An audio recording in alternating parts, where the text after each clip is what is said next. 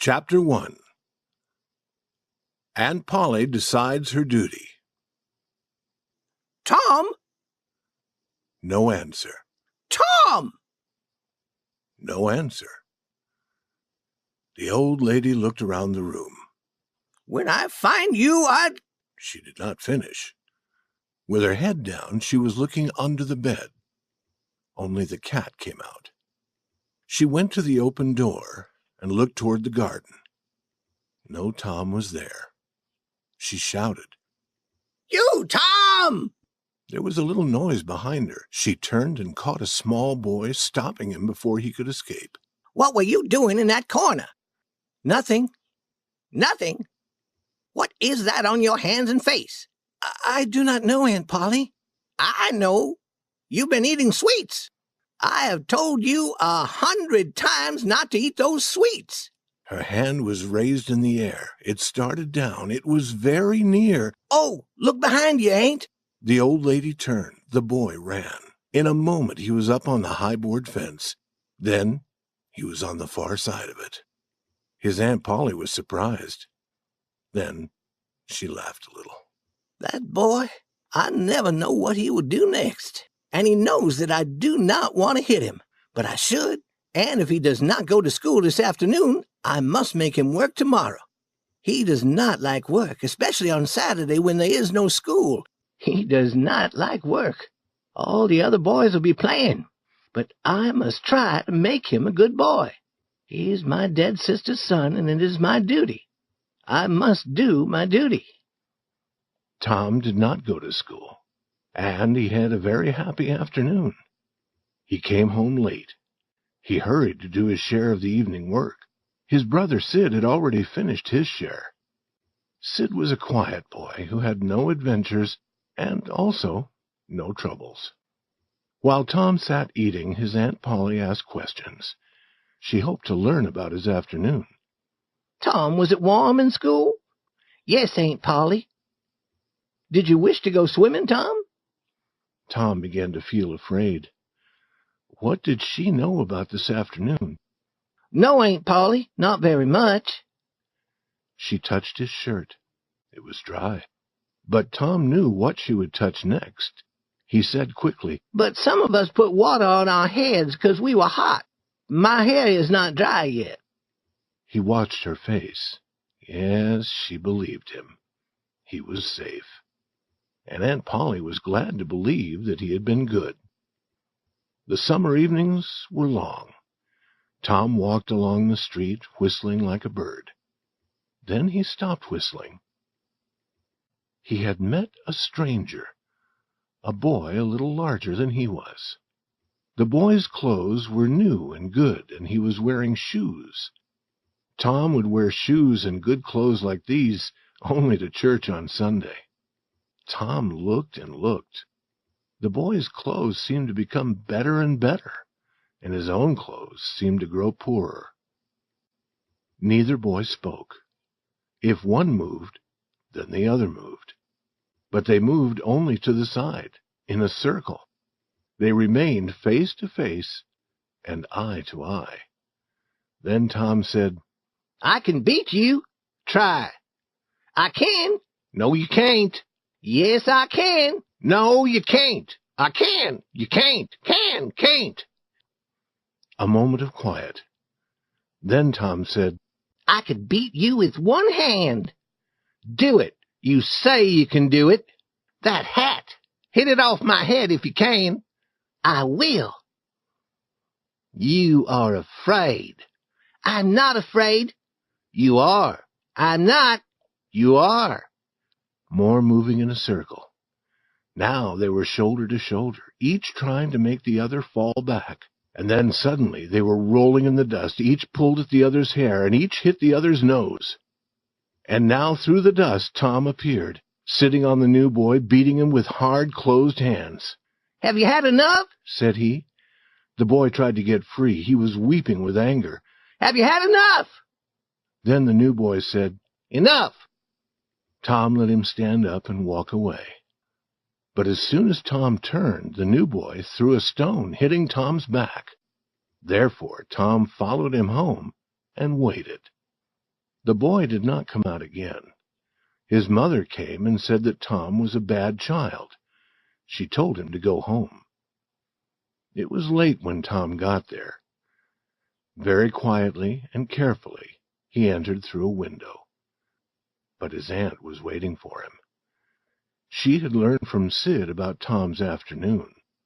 Now she saw his clothes and knew that he had been fighting. She knew what she must do. Tom would work all day on Saturday. Chapter 2.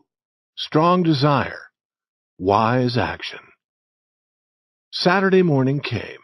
All the summer world was bright and full of life. Tom appeared in the front of the house with paint and a big brush. He looked at the fence, and all joy left him. A deep sadness settled upon his heart. The fence was long and high. He wet the brush and moved it along the top board. He did it again, and did it again. He looked at what he had done. The painted part was very, very small. The whole fence was very large. He sat down. He felt that he could not continue. Jim, a boy who worked for the family, came through the gate. He was going to get water, and he was singing happily. Tom said, "Jim, I will get the water if you will paint." Jim said, "No, I must get the water." "Are you afraid of Aunt Polly? She won't hurt you. She talks about it, but talk never hurts. It never hurts except when she weeps also. You should not be afraid of her. Jim, I will give you one of my playthings, and I will show you my foot. I will show you where I hurt it." Jim was only human.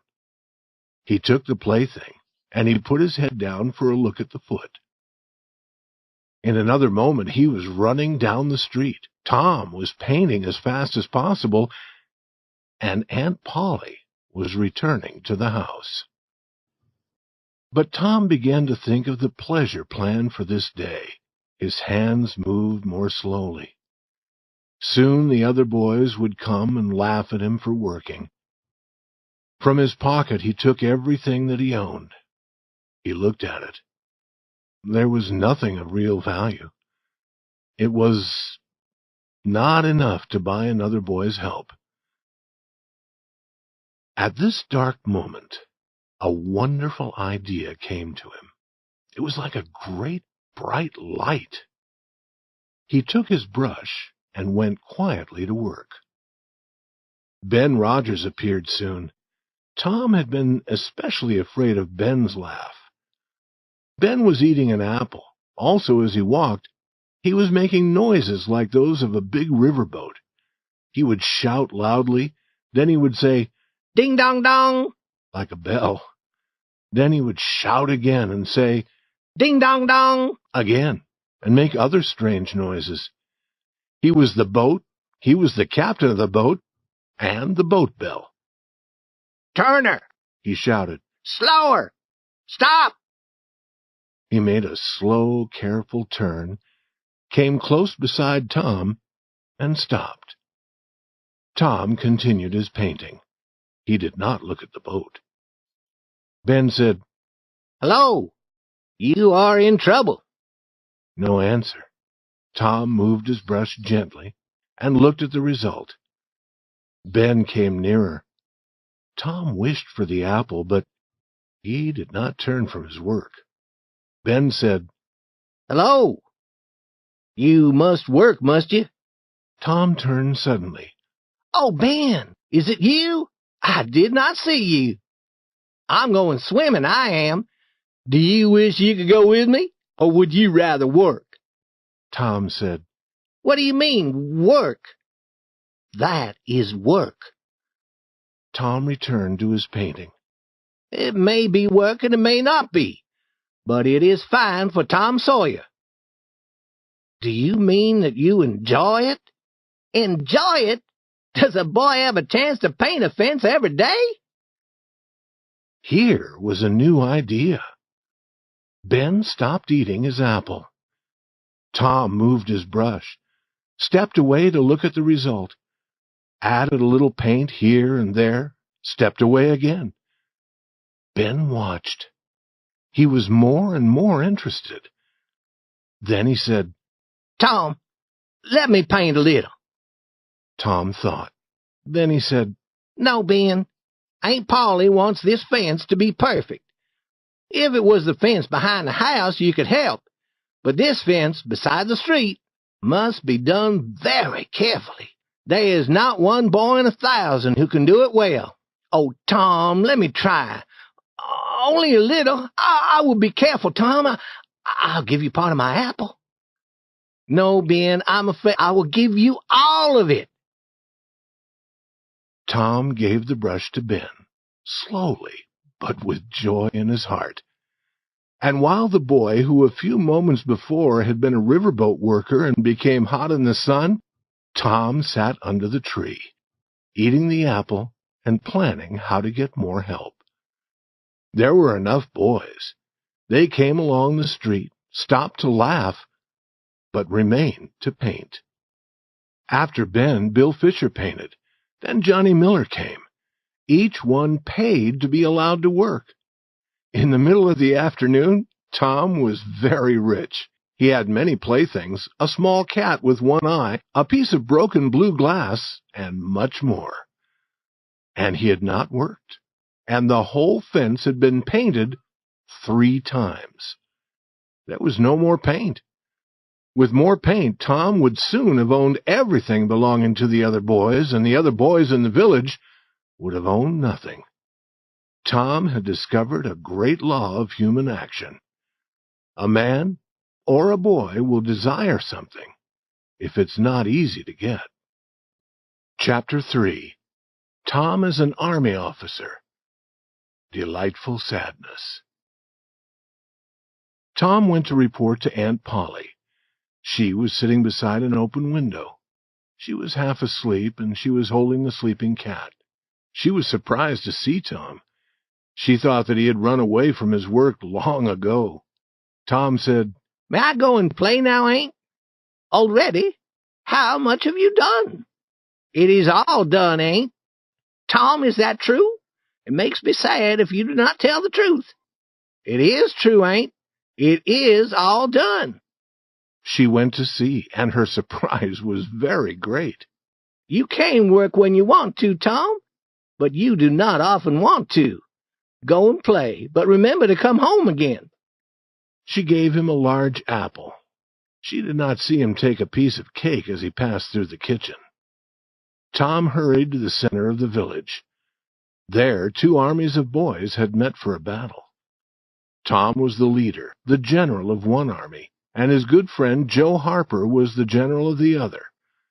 Tom and Joe did not fight. They sat together and sent their orders to the armies. When the battle was finished, they agreed to have another battle on another day. Then the armies marched away, and Tom started to go home alone. As he passed Jeff Thatcher's house, he saw a new girl in the garden. She had blue eyes and yellow hair. She was beautiful. Tom had loved a girl named Amy Lawrence. A week ago she had said that she loved him. He had been happy and proud, but now, in a moment, she was gone from his heart. He watched the new girl until she discovered him. Then he looked at other places, as if he had not seen her. Then he began to jump and dance and walk on his hands, so that she would continue to watch him. She walked toward the house, and Tom's heart was sad. But she threw a flower over the fence. Then she was gone. Tom looked around. There was no person to see him. Slowly, he picked up the flower. He put it under his shirt, near his heart, and he stayed near the fence until darkness came. Then he went home to eat. He was full of joy. His aunt wondered why. Later that evening, his brother Sid was a bad boy. He took some sweets, but his aunt did not believe that Sid could be bad. She gave Tom the blow that she should have given to Sid. She learned the truth later and was sorry, but she said nothing to Tom. Therefore, Tom was very sorry for himself. He began to wish that he would die. She would feel sorry then. He could see himself being carried home from the river, dead, his hair wet, his troubles past. He went out into the darkness and went to the river. It would be good to drown, if he could drown without pain. He thought of his flower, and took it from inside his shirt. Would the new girl be sad if he died? Would she put her arms around him? Or would she turn coldly away? This picture brought him much delightful suffering. He kept it a long time in his mind. Then he started home. He stopped near the Thatcher house. There was a light in one window. Was that the new girl's room? He lay down on the ground below the window, with her flower in his hands. He would lie there and die in the cold. In the morning she would look out the window and see him. The window opened suddenly. He heard the voice of a woman who worked for the Thatchers. She threw water out of the window, and it fell on him. Tom jumped up and ran. Sid opened his eyes and saw Tom, ready for bed, looking at his wet clothes. Tom's wild eyes made Sid afraid. He did not dare to speak. But he would remember and tell his aunt. Chapter 4. Going to Sunday School. The sun rose upon a quiet world, and looked warmly down upon the peaceful village. The family began the day by praying together. Then Tom did his Sunday studying. He was trying to learn some words from the Bible. Sid had already finished his studying, but Tom was slow. His mind was busy with other things. Tom was learning 5 verses. Some verses are long and some are short. Tom had found 5 short verses. Aunt Polly's daughter Mary helped him, and after a time he could say the verses without looking at the book. Mary gave him a knife for studying so well. It was not a good knife, but it was a knife. Tom was deeply delighted. Then Mary helped him to dress in his Sunday clothes. He hoped that she would forget his shoes, but she did not. When they were ready, the 3 children went to Sunday school. With his whole heart, Tom wished not to go. Mary and Sid enjoyed going. At the church door, Tom stopped to speak to a friend. Billy, do you have a yellow ticket? Yes. Will you sell it to me? What will you pay for it? Tom offered enough and received the ticket. Then Tom stopped other boys and bought more tickets, some red and some blue. He was busy with his buying for about 10 minutes. Then he went into the church. These tickets were given for learning the Bible verses. A blue ticket was given for 2 verses. A red ticket was equal to 10 blue tickets. A yellow ticket was equal to 10 red tickets. And for 10 yellow tickets, for learning 2,000 verses, the Sunday school teacher gave the student a Bible. It was a wonderful day when a boy or girl received one of those Bibles. Perhaps Tom did not want the Bible, but he did want the wonderful experience of receiving it. "Now, children," the teacher said, "sit up as straight as possible and listen. That is what good little boys and girls should do." While the teacher was talking, 3 gentlemen and a lady entered the church. The lady was leading a child. When Tom saw this small girl, waves of happiness went over him. He began hitting other boys, pulling their hair, doing everything to force the new girl to look at him and smile.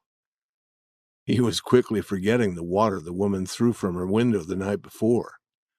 The gentleman and the lady went to the front of the church and sat down there. Then the teacher told who they were. One gentleman was Mr. Thatcher, who lived in the village. All knew him. But one was his brother, the great Judge Thatcher. He had traveled. He had seen the world. He came from a large town 12 miles away. The teacher wished that on this day he could give some boy or girl a Bible. He would have been proud to do that. The famous Judge Thatcher would know then that this was a fine Sunday school. But no child had enough yellow tickets. At this moment, when hope was dead, Tom Sawyer came forward. He had 9 yellow tickets, 9 red tickets, and 10 blue tickets. It was like a storm coming from a clear sky. The teacher had not expected Tom to gather so many tickets in 10 years, but here were the tickets. It was the surprise of the year. The teacher knew that it was strange. He could not understand how it had happened. He did not believe that Tom had learned 2,000 verses. He did not believe that Tom had learned 12 verses. The other boys watched Tom. All wished that they too had enough tickets for a Bible. Some boys suffered more deeply because they had sold Tom their tickets. They were able to understand what had happened. Tom had become rich by letting other boys whitewash the fence. He had been rich enough to buy their tickets. And now anger filled them. They saw clearly what fools they had been. Tom stood in a place of honor beside the judge. The judge put his hand on Tom's head and called him a fine little man. Tom could not speak. His breath would not come. His heart was shaking. This was partly because the judge was a great man, but it was chiefly because the judge was her father. The judge asked his name. Tom? Is that all of it? Thomas? But you have more, perhaps, another name? Tell the gentleman your other name, Thomas, said the teacher. Thomas Sawyer. That is a good boy. You are a fine, manly little fellow. 2,000 verses is a very, very great many, and you never can be sorry that you learned them. Learning makes great men and good men. You will be a great man and a good man some day, Thomas. Then you will remember this day. Then you will be glad that you went to Sunday school. Now, Thomas, tell me and this lady some of what you have learned in your Bible verses. We are proud of little boys who learn. Now you know the names of the 12 great followers of Jesus Christ. Tell us the names of the first 2. Tom's face became red, and he looked down at his feet. The teacher knew that Tom could not answer, but he felt that he must speak. He said, "Answer the gentleman, Thomas. Do not be afraid." Tom said nothing. Surely you will tell me, said the lady. The names of the first 2 followers of Jesus Christ were... Tom remembered 2 names from the Bible. He did not remember who the people were or what they had done, but the 2 names were always together. He shouted them now. David and Goliath! But David and Goliath had not been among the 12 great followers of Jesus Christ. Their story was in a different part of the Bible. David was a boy, and Goliath was a man of very great size and strength. They were enemies, and David had killed Goliath. Let us be kind enough to look away from the rest of the scene of Tom Sawyer in Sunday school.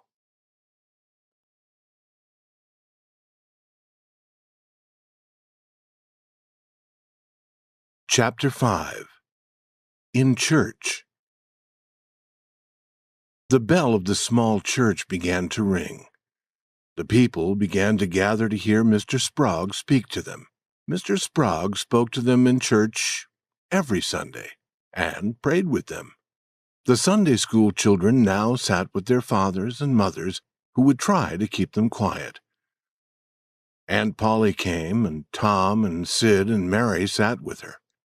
Tom was placed as far as possible from the open window and the interesting summer scenes outside. Other people came in and went to their seats. There were the old and poor. There were the middle-aged. There were the pretty girls in bright summer clothes and the young men with their eyes following the girls. There was Mrs. Douglas, whose husband died. She was rich and good-hearted, and she lived in the big house on Cardiff Hill. There was Mufferson, the good boy of the village. He came to church with his mother.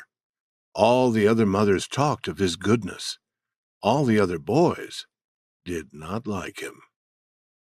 Now the bell was heard again, and then the church became very quiet. They were ready to begin. They began with a song. After the song, Mr. Sprague read a very long list of meetings to come in the following week. Then he prayed.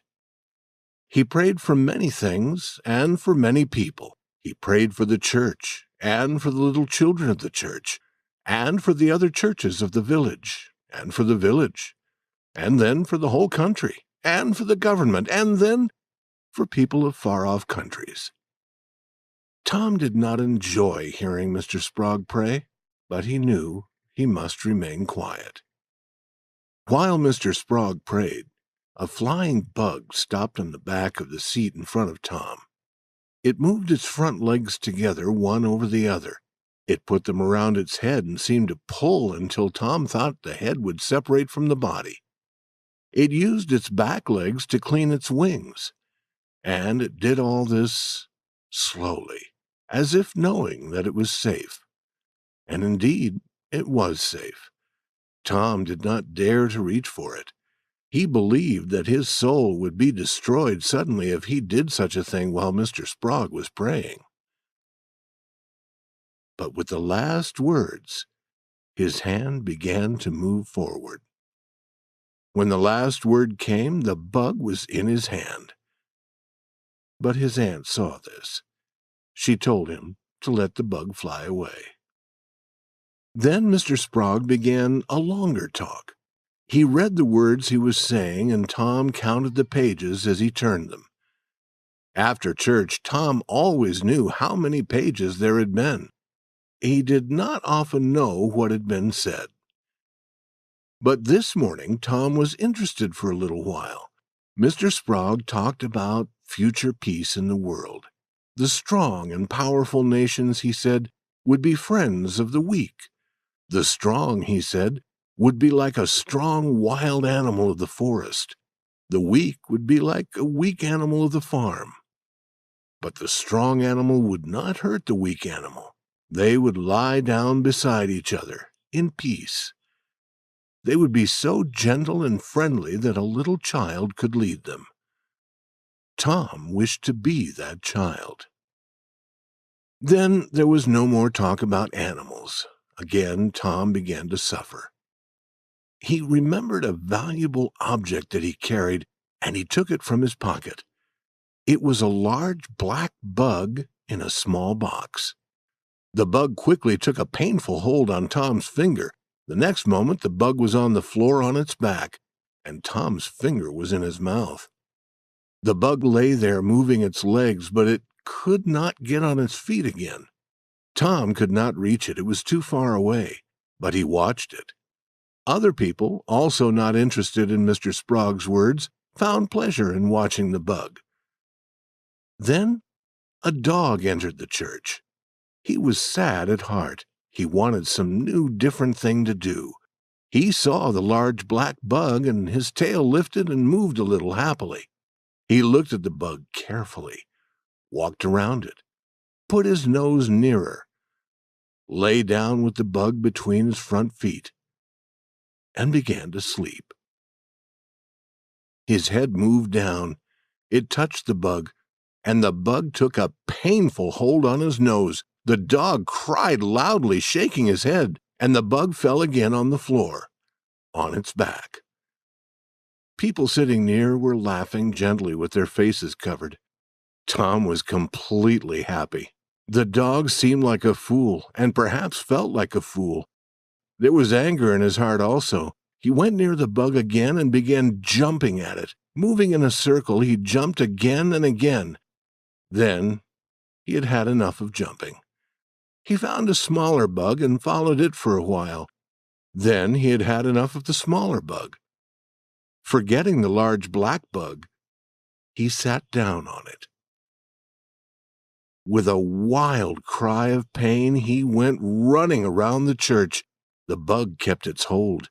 The dog ran across the front of the church and across the back. His cries grew louder and louder. Then he jumped into his owner's arms. His owner threw him out a low window. Then slowly the sound of his voice grew softer and was gone as he quickly ran away. Now all the people in the church had red faces and were trying not to laugh. Mr. Sprague had stopped speaking. He began again, but it was not easy for him to continue. Here and there a laugh could be heard. All were glad when it was time to go home. Tom Sawyer went home quite happy. Church was a pleasure when something different happened. There was only one thing that he did not like. He was glad to let the dog play with his bug, but the dog should not have carried it away. Chapter 6. A Talk of Devils. Happy Hours. The next morning, Tom was very sad. This was the beginning of another week of slow suffering in school. He usually began this day wishing that there had been no Saturday and no Sunday. Because of them, school seemed more painful to him. He lay in bed thinking. If he were sick, he could stay home. He thought carefully about all the parts of his body, but he could discover no sickness. Then he looked at his foot. His foot had been hurt. He had an idea. He began to cry as if with pain. But Sid, in his bed across the room, continued to sleep. Tom's voice grew louder. Now he seemed to feel real pain in his foot. No result from Sid. Tom said, Sid! Sid! and tried shaking him. This time the result was good. When Tom cried again, Sid sat up and looked at him. He said, Tom, what's wrong? No answer. Now Sid tried shaking Tom. Tom said, Oh, do not do that, Sid. It hurts me. I must call Aunt Polly. No, do not call her, he cried loudly again. Then he said, I will forget everything bad you have ever done to me, Sid, when I'm dead. Oh, Tom, are you dying? Give back Cat with one eye to that new girl and tell her. But Sid was gone. He ran to his aunt. Oh, Aunt Polly, Tom is dying. Dying? I can't believe it. But she ran. Her face was white with fear. At the bedside she cried, Tom, what is wrong? It is my foot, Aunt, where I hurt it. The doctor must cut it off. The old lady sat down in a chair and laughed a little, then wept a little, then did both together. Feeling better, she said, Tom, you stop that and get out of bed. Tom stopped crying. And the pain stopped too. As he walked to school, he met Huckleberry Finn. Huckleberry's father was always drunk. None of the mothers in the village liked Huckleberry, but all the children liked him. They wished that they dared to be like him. Tom also wished he could be like Huckleberry. He had been ordered never to play with him. Therefore, he played with Huckleberry every time it was possible.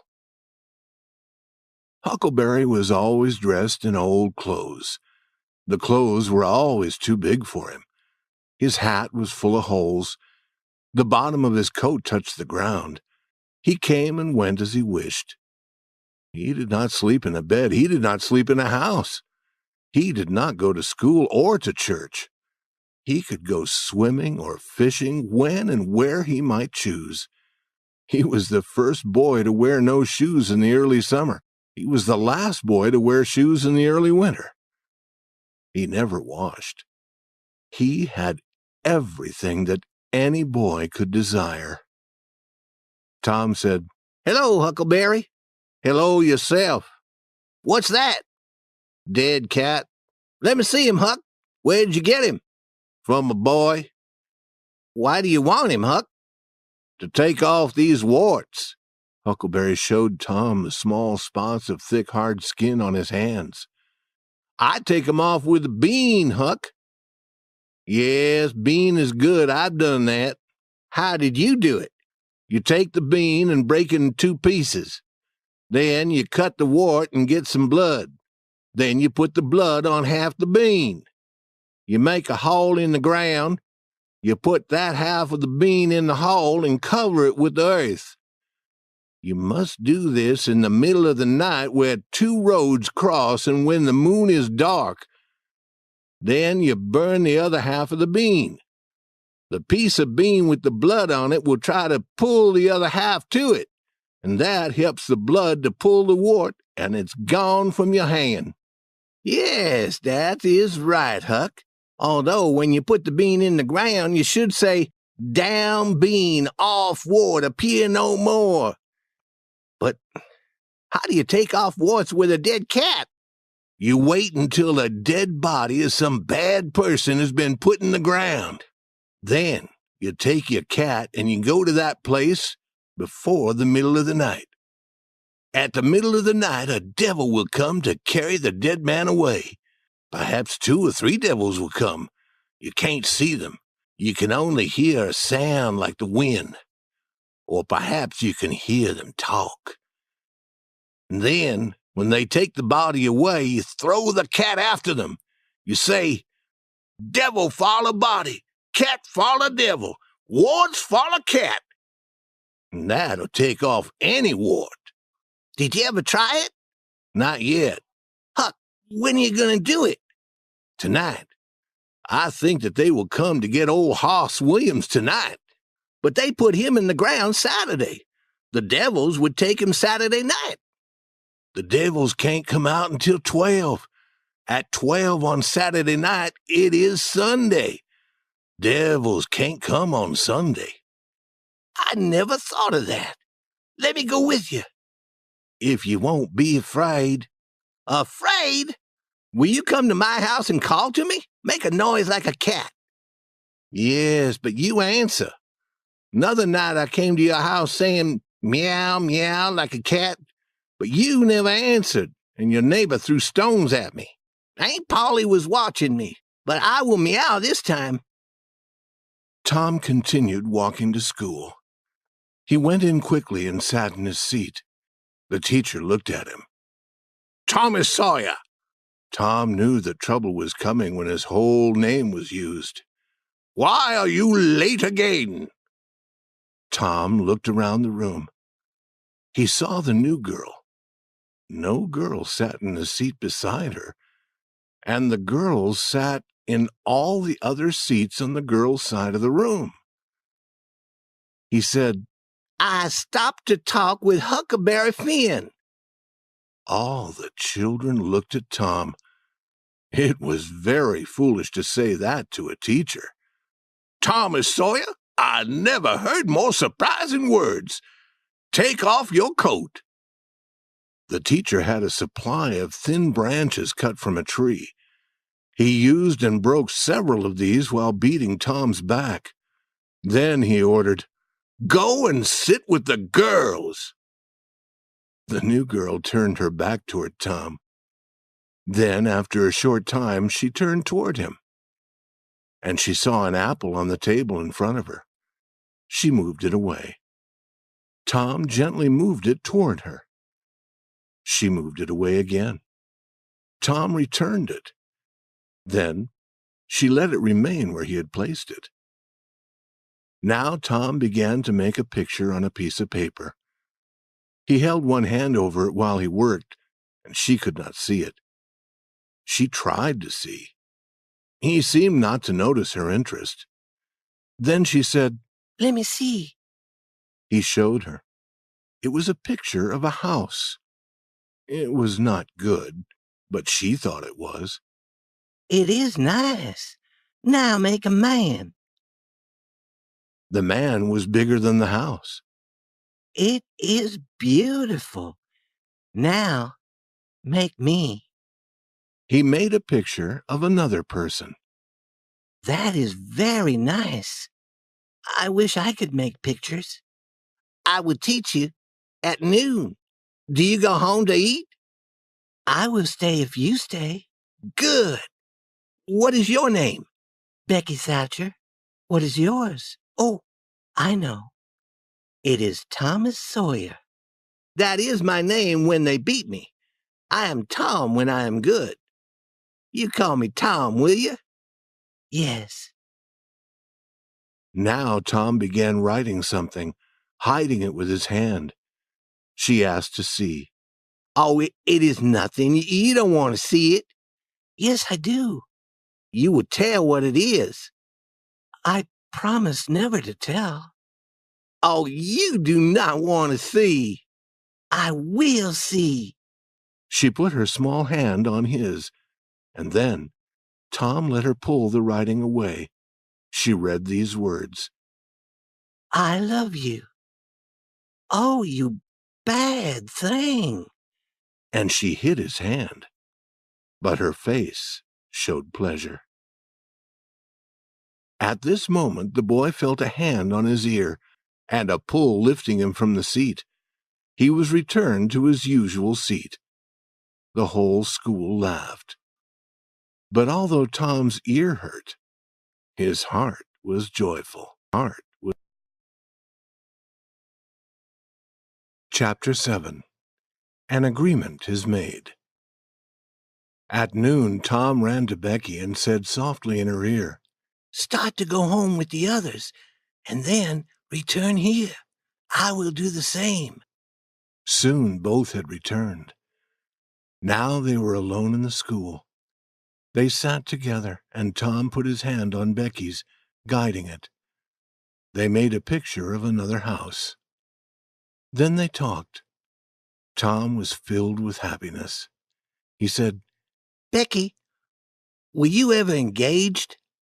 "What does that mean?" "Did you ever promise to marry any boy?" "No." "Would you like to be engaged?" "What do you do?" "You tell a boy you will marry him. Then you kiss. That is all. It is easy." "Why do you kiss?" "They always do that. Do you remember what I was writing?" "Yes." "What was it? Shall I tell you?" "Yes, but not now. Tomorrow." "No, now. I will say it quietly, Becky, close to your ear." He put his arm around her and he said the words quietly. "Now, you tell me." She made him turn his face away. Then she came near.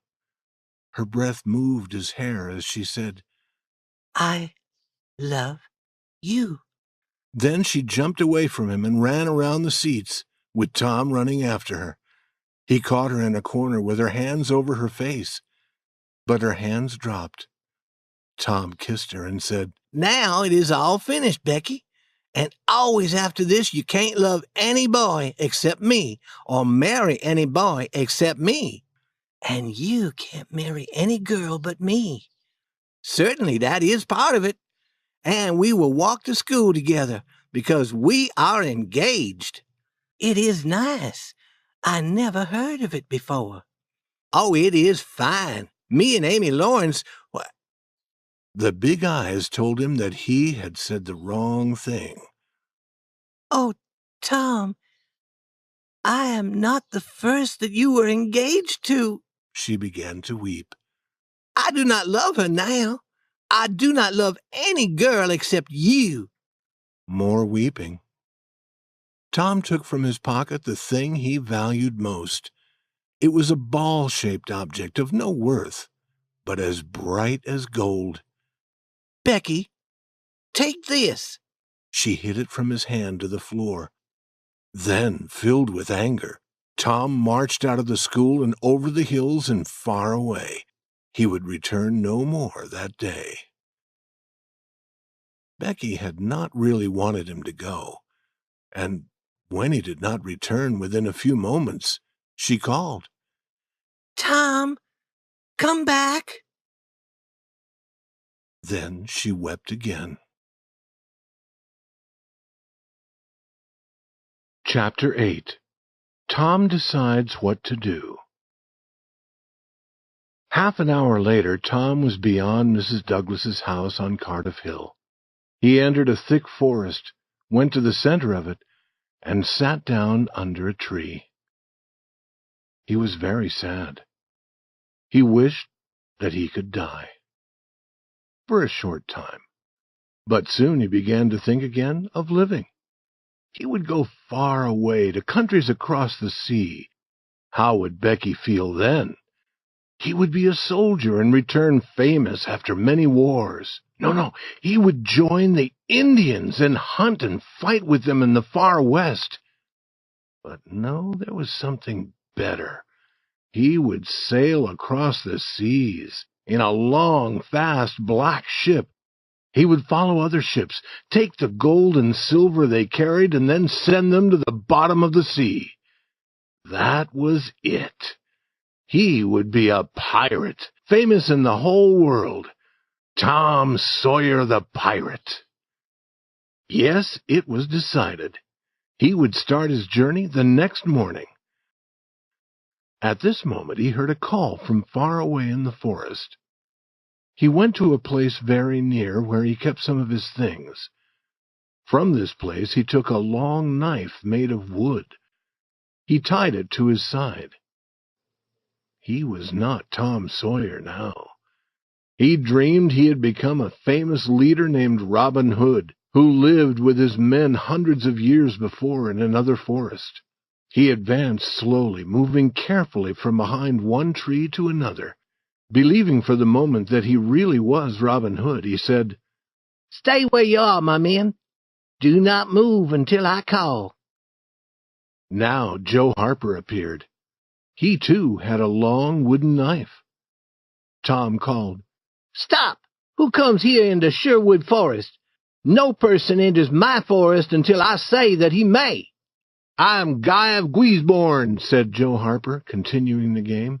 "I go where I wish. Who are you?" "I am Robin Hood, as you shall soon know when you lie dead there on the ground." "Are you indeed that famous man? Gladly I will fight with you." They took their two long knives and began a slow, careful fight. Then Tom said, "Now fight faster." They were soon hot from their efforts. "Fall," Tom said. "You must fall." "You fall. I'm fighting better than you."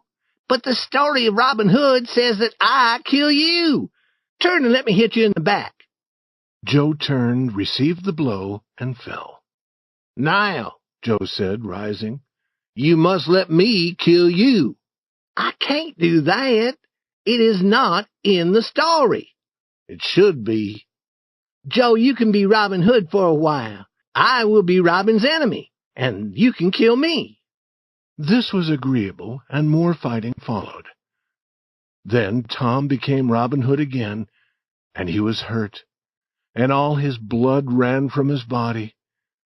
And Joe, who had now become all of Robin Hood's men, watched with tears in his eyes as Robin Hood died.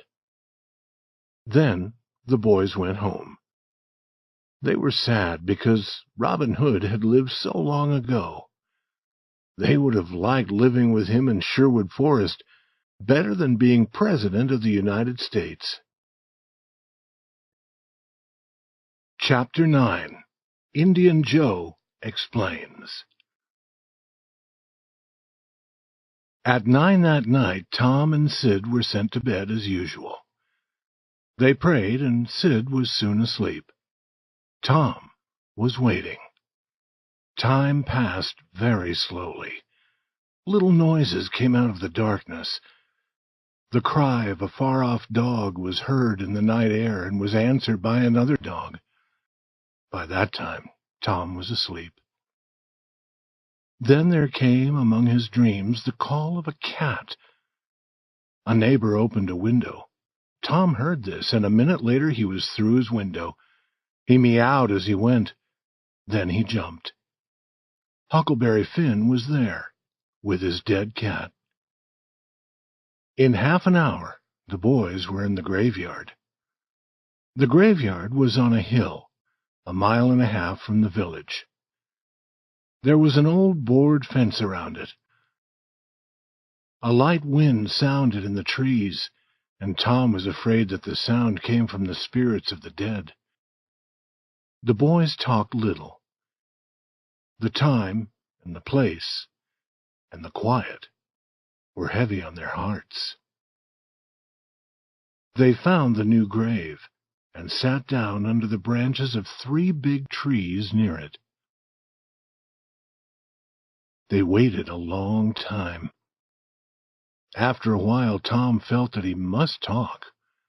Huck, do you believe that the dead people are pleased to have us here?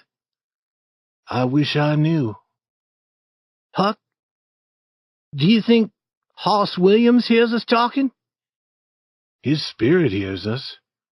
I wish I had said Mr. Williams. But all the people said Hoss. You must be careful how you talk about dead people, Tom. There was no more talk for a while. Then Tom touched Huck's arm. Did you hear it? There it is again. Now you hear it. The two held each other with fast-beating hearts. Tom, they're coming. What shall we do? I do not know. Will they see us? Tom, they can see in the dark like cats. I wish I had not come. Oh, do not be afraid. We are doing nothing. If we are completely quiet, perhaps they won't see us. I will try, Tom, but I'm shaken. Listen. The sound of voices came from the far end of the graveyard. Look. See there, said Tom. What is it? It is devil fire. Oh, Tom, this is very bad. Some dark shapes came near, carrying a light. Huckleberry said, shaking more, It is the devils, 3 of them. Tom, we are in great trouble. Can you pray? I will try. Tom began to pray. Tom, they are human. That is old Muff Potter's voice. He's drunk as usual. He won't see us. Huck, I know another voice. It is Indian Joe. Devils would be better than that half-Indian. What do they want here? Then the boys were quiet, because the 3 men had arrived at the new grave. Here it is, said the third voice. In the light, the boys saw the face of young Dr. Robinson. He was so near that the boys could have touched him. Hurry, men, he said. The moon may appear from behind the clouds. The other 2 men began opening the grave. For a while no sound was heard except the sound of their work. Then they came to the box which contained the body. They opened it and lifted the body out of the box. The moon appeared, and the dead man's face could be seen. Potter held up a knife. Now, Doctor, the thing is ready, and here it stays unless you pay us $5 more." "You have your money," the doctor said. "You and your father once sent me to jail," Indian Joe said. "5 years ago.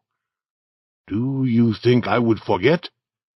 Now, you pay." The doctor hit him suddenly, and Indian Joe fell. Potter dropped his knife. "You hit my friend," he said.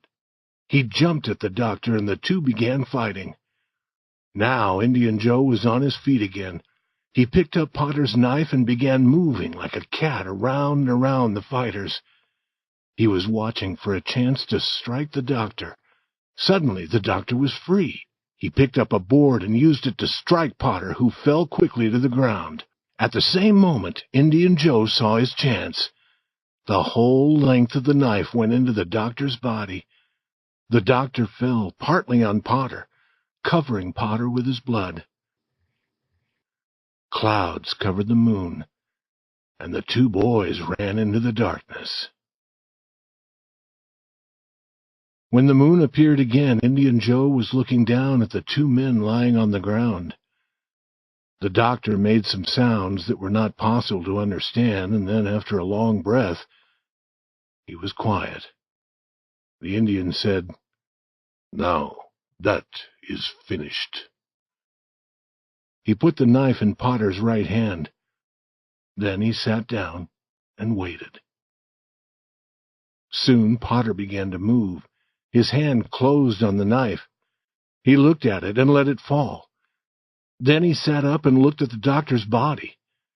"What happened, Joe?" he said. "It is a bad business," said Joe. "Why did you do it?"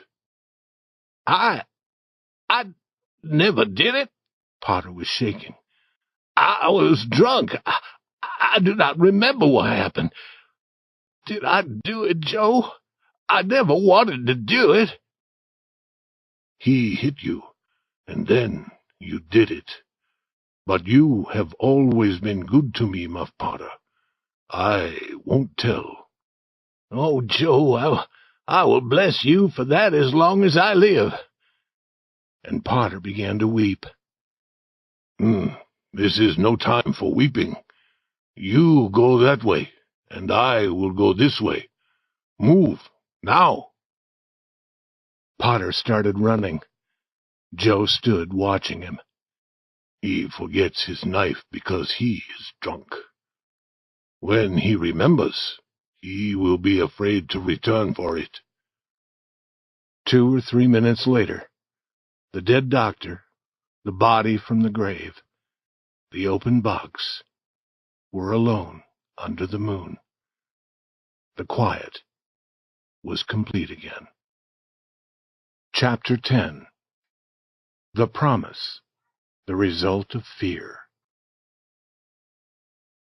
The two boys ran toward the village. They looked behind them, often afraid that they were being followed. After a while, they came to the edge of the village.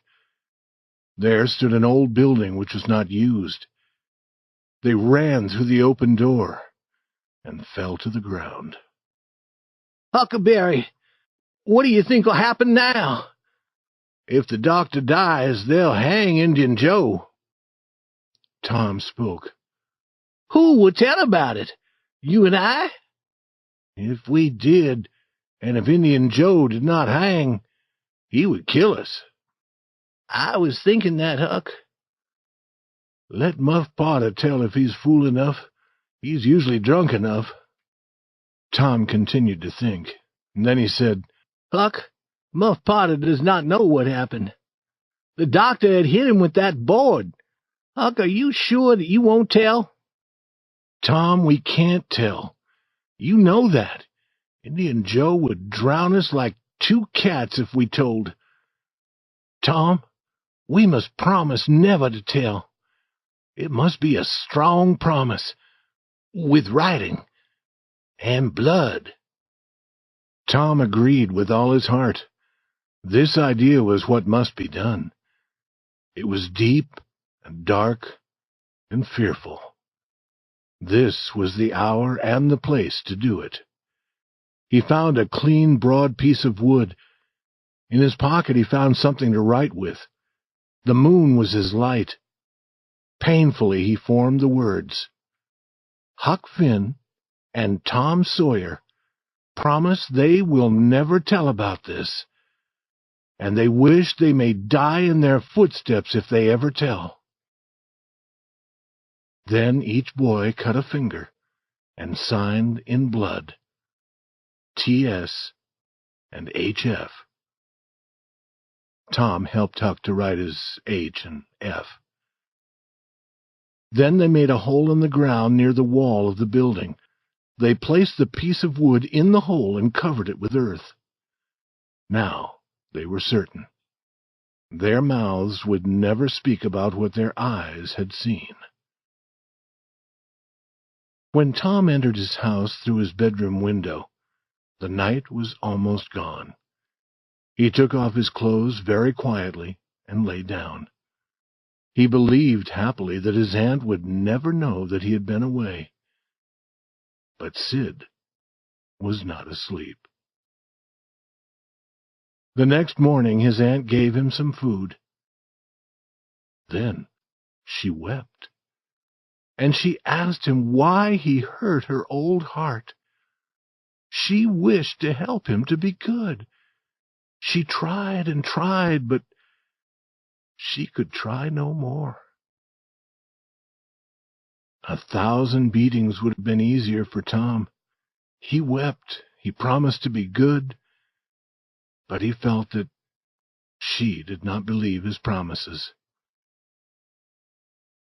He went to school, and there the teacher beat him and Joe Harper because they had run away from school the day before.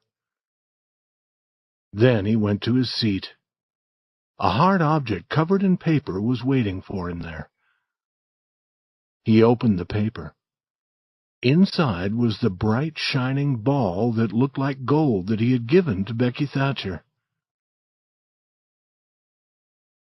This was too much. Now his heart was broken.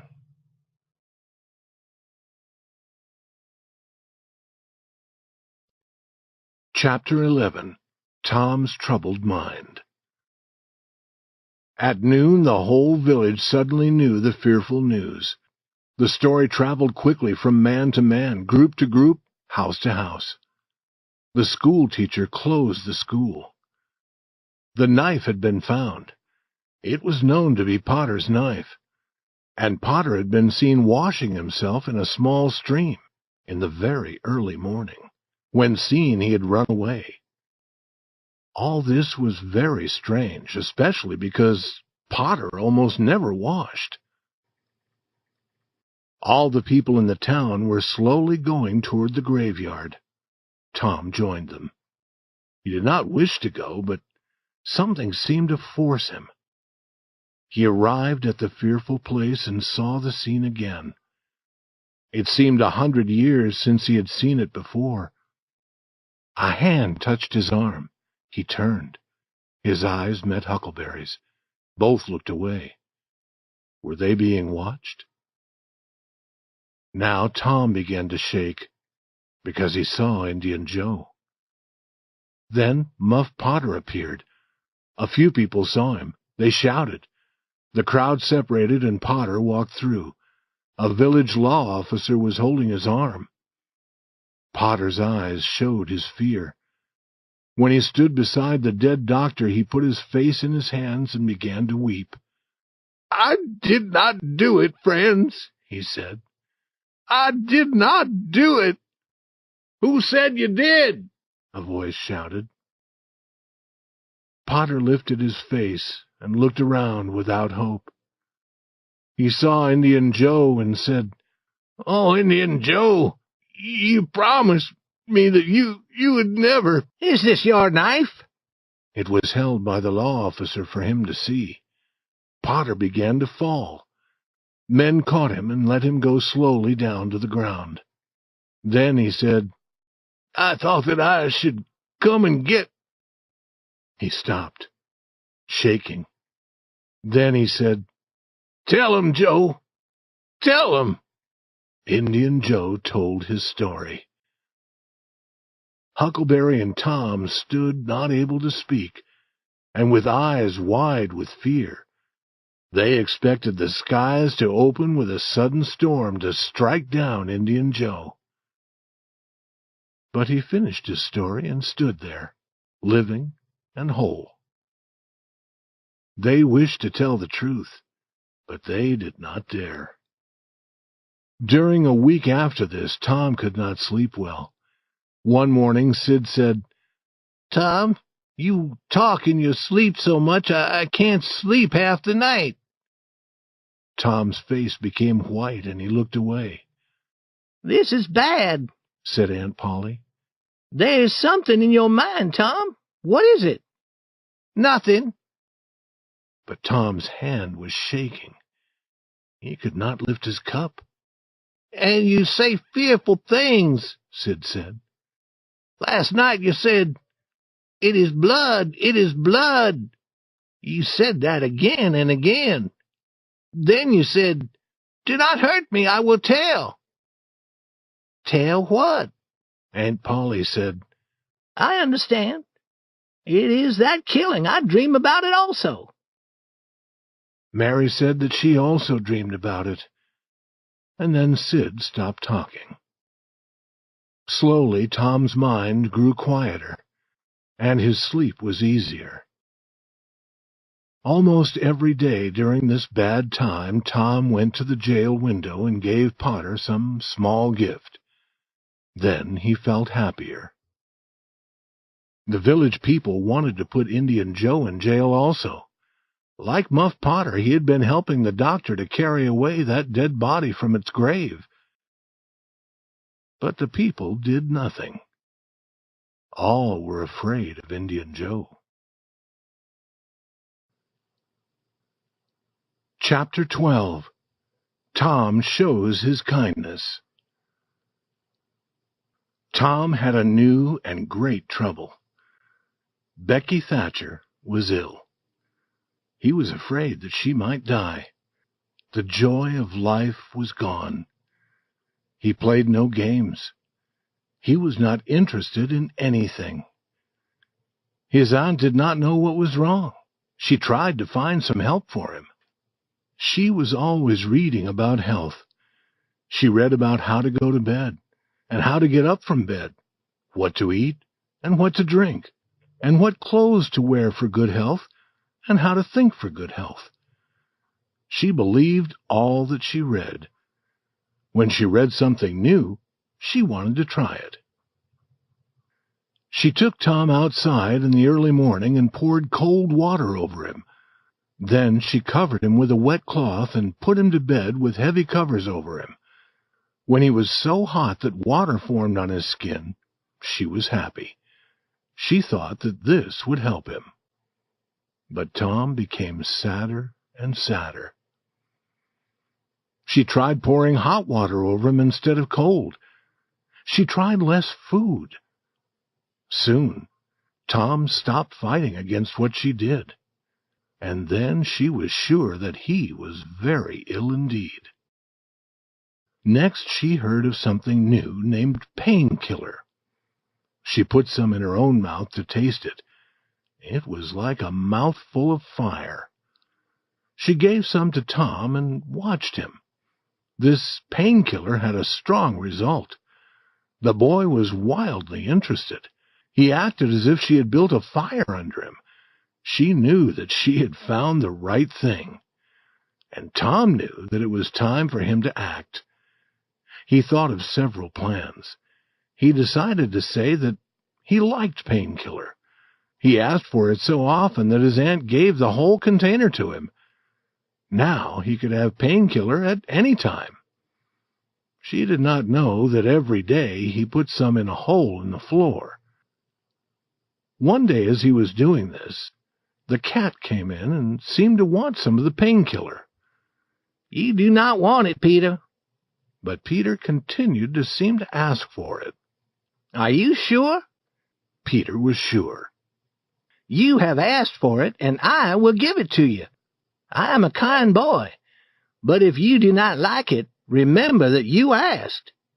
He opened the cat's mouth and put in some painkiller. Peter jumped high into the air and cried a wild cry. Then he started going around and around the room, running against chairs and tables. Next he stood on his back feet and danced with cries of joy. Then he went faster around the room again. Aunt Polly arrived. He rolled over and over and gave one last great cry and jumped through the open window. Tom was on the floor, weak from laughing. "Tom, what's wrong with the cat? Cats always do that to show their joy." But Aunt Polly saw the painkiller. She knew what had happened. She caught Tom's ear and pulled him up, then hit him with her hand.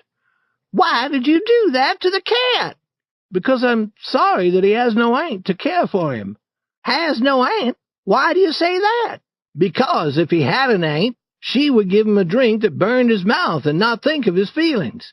She would say, if the drink was good for a human, it would be good for a cat." Aunt Polly thought, if it hurt a cat, it might hurt a boy also. She put her hand on Tom's head.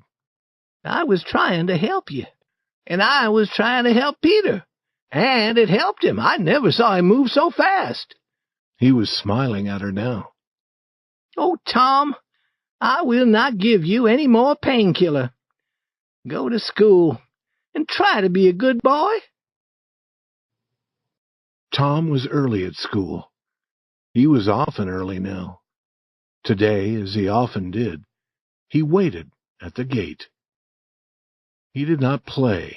He was sick, he said, and he seemed sick. Jeff Thatcher came down the road, and Tom's face was brighter, but quickly it was dark again. Jeff was alone. When he saw a girl's dress far away, he watched and watched. But the girl was never the right one. He entered the school and sat down to suffer. Then one more dress came through the gate. Tom's heart jumped.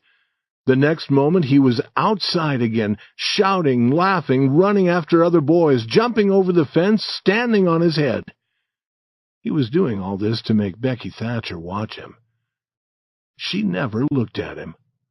Was it possible that she did not see him? He came running and shouting. He threw a boy's hat over the schoolhouse. He ran through a group of boys, and then he fell at her feet. She turned away with her nose raised high in the air. "Some people always want other people to look at them." His face became red. He stood straight and walked quietly away. Chapter 13. The Young Pirates. Tom had decided now. He was sad and without hope. He was a boy with no friends. No person loved him. He had tried to do what was right, but they would not let him. Yes, they were forcing him into a bad life. He could now choose nothing else. He had come far from the village.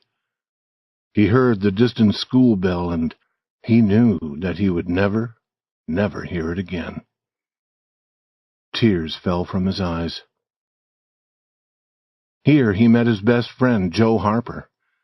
Joe's eyes were filled with anger, and it was easy to see that there was a great and sad purpose in his heart. Tom said that he was going to travel around the world, never to return to the village. He hoped that Joe would not forget him. And Joe had come to say the same to Tom. They were two souls with only one thought. Joe's mother had beaten him, but he had done nothing. She plainly wished him to go away. Therefore, he was going. He hoped that she would be happy now. He hoped that she would never be sorry about sending her boy into the cold world to suffer and die. The two boys walked together. They agreed to be like brothers. They would never separate until they died. They began to plan. They decided to be pirates. 3 miles south of the village, there was an island in the river. The Mississippi River was a mile wide there. The island was long and not very wide, and it was covered with trees. No people lived on it, and few people lived on the river's shore near the island. It would be a good place for pirates. Then they met Huckleberry Finn, and he joined them. They talked, and then they separated. They would meet again beside the river 2 miles north of the village at 12 that night. Tom knew where they could find a small boat. They would take it. Each boy would bring food and other useful things if possible. Tom arrived with meat and a few other things. He stopped among the trees on a hill above the meeting place. There were many stars, and it was very quiet. The great river lay like an ocean at rest. Tom listened a moment, but the quiet was broken by no sound. Then he whistled gently. The whistle was answered from below. Tom whistled 2 more times and was answered again. Then a voice said, "Who goes there?" "Tom Sawyer, the Black Pirate. Name your names." "Huck Finn, the Red-Handed, and Joe Harper, the Destroyer of the Seas." Tom had taken these names from his best-loved books. "Speak the word." 2 voices spoke together. "Blood! Blood!" Tom went down the hill to join them. The Destroyer of the Seas had also brought meat, and Finn, the Red-Handed, had some tobacco. The Black Pirate said that they must also have fire. They went to a large riverboat that was near, and they took some of the fire burning there. They knew that there were no men on the boat. The boatmen were all in the village. But the boys moved very quietly and carefully. Pirates must be pirates. With Tom as captain of their ship, they left the shore and went into the middle of the river. From here, they let the moving river carry them along. They passed the distant village. 2 or 3 lights showed where it was, peacefully sleeping. The Black Pirate stood in the boat, looking for the last time at the scene of his early joys and later sufferings. He wished that his aunt could see him now, facing the fearful future with a smile on his lips. After 2 hours, their boat touched the island. There was an old sail in the boat. They spread this over their supplies under the trees. They would sleep in the open air, as pirates should. They built a fire and cooked some meat. It seemed wonderful to be eating in that wild, free manner in the forest, far from other people. They said that they would never return to a village or town again. After eating, they lay on the ground, talking. The fire lighted their faces and trees near them with a red light. Huck prepared to smoke some of his tobacco. Soon he was blowing out a cloud of smoke, and the other pirates were wishing that they could do the same. Huck said, "What do pirates do?" Tom said, "Oh, they enjoy life. They follow other ships and catch them and burn them. They take the money from those ships and put it in a deep hole in the ground on the island. Then they kill the people on the ships. They carry the women to the island," said Joe. "They do not kill the women." "No," Tom agreed. "Pirates are good. They do not kill the women, and the women are always beautiful. And their clothes are covered with gold and silver," said Joe. "Whose clothes?" said Huck. "The pirates." Huck looked down at his clothes. "I am not dressed for a pirate," he said, "but these are my only clothes." The other boys told him that the fine clothes would come later when they began their adventures. Slowly their talk ended. The Red-Handed went to sleep quickly. The Destroyer of the Seas and the Black Pirate could not sleep so quickly. They began now to have some doubt. Had it been wrong to run away from home? Had it been wrong to take the meat? The meat did not belong to them. They decided that they would never again take what did not belong to them. And with that decided, these pirates also were peacefully asleep.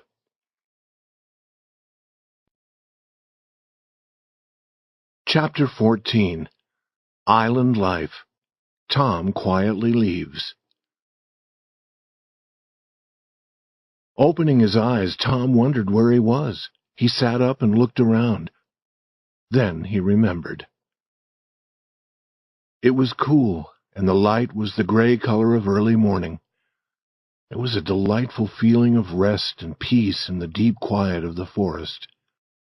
A thin blue breath of smoke rose from the fire. Joe and Huck were yet asleep. Now, far away, a bird called. Another answered. Slowly, the cool gray of the morning changed to white. More sounds were heard. The life of the forest began to show itself to the watching boy. Bugs appeared and started their day's labors. Birds were making many noises now. A big bluebird stopped very near to Tom. It turned its head to one side and sat watching its strange new neighbors. Small animals appeared, and they also looked at the boys and seemed to be talking to them. Perhaps they had never seen a human being before. Perhaps they did not know whether or not to be afraid. Tom called to the other pirates.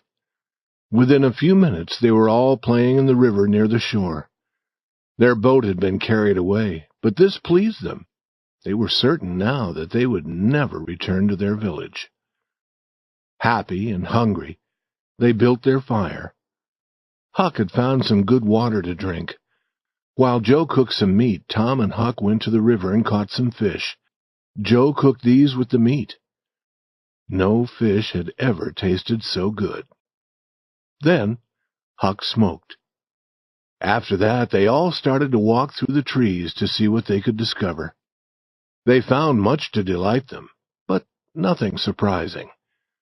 The island was almost 3 miles long and 1/4 of a mile wide.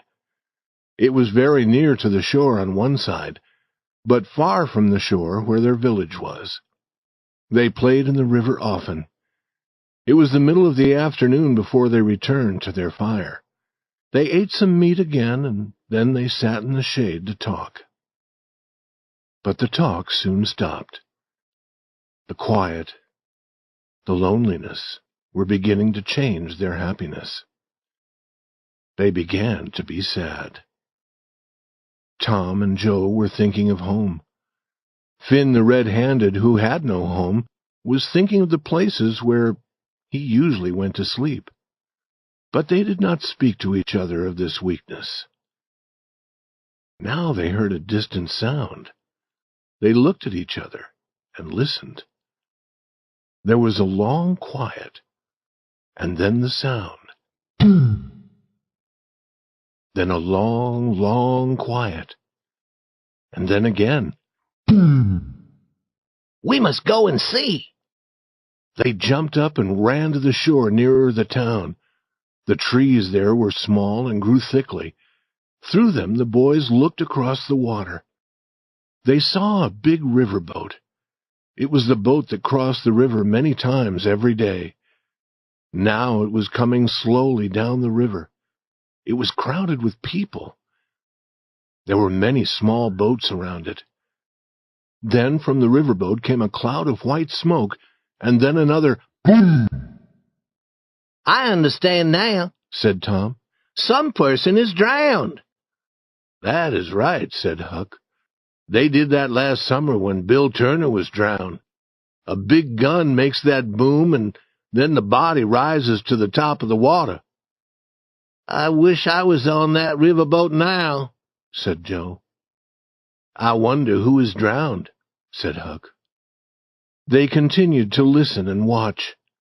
Then a thought came into Tom's mind like a sudden light. Boys, I know who is drowned. They are looking for us." This was a wonderful thing to know. Hearts were breaking for them. Tears were falling. People were sorry that they had not always been kind to them. The whole town was talking about them. This was fine. It was good to be a pirate. All doubt of that was gone. As darkness came, the riverboat returned to her usual business. The pirates returned to their fire. They were joyful that they were so important and were causing so much sadness. They caught more fish to eat. Then they talked about what the village people were thinking and saying. But as the night grew darker, they stopped talking and sat looking into the fire. Tom and Joe thought of persons at home who were not enjoying all of this. Joe began to speak of returning to the village. Tom laughed at him. Huck joined with Tom. Huck fell asleep. Then Joe fell asleep. Tom sat for a long time watching the others. Then he stood up. He found 2 pieces of thin wood on which he could write. After writing on the wood, he put one piece in Joe's hat. He put the other in his pocket.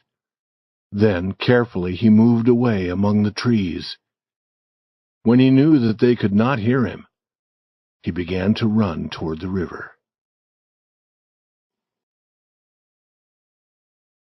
Chapter 15. Tom learns what is happening. A few minutes later, Tom was walking into the water toward the shore where the riverboat was tied. The stream was not wide here, but it was strong. It carried Tom south, but after a while he arrived at the river's edge. He found a good place and pulled himself out of the water. He began walking north through the trees, near the shore. He arrived at an open area across the river from the village. The riverboat was lying near. Everything was quiet under the stars. Watching with both eyes, he entered the water again. There was a small boat tied behind the large boat. Soon he was pulling himself into the small boat. After a minute or two, he heard a bell.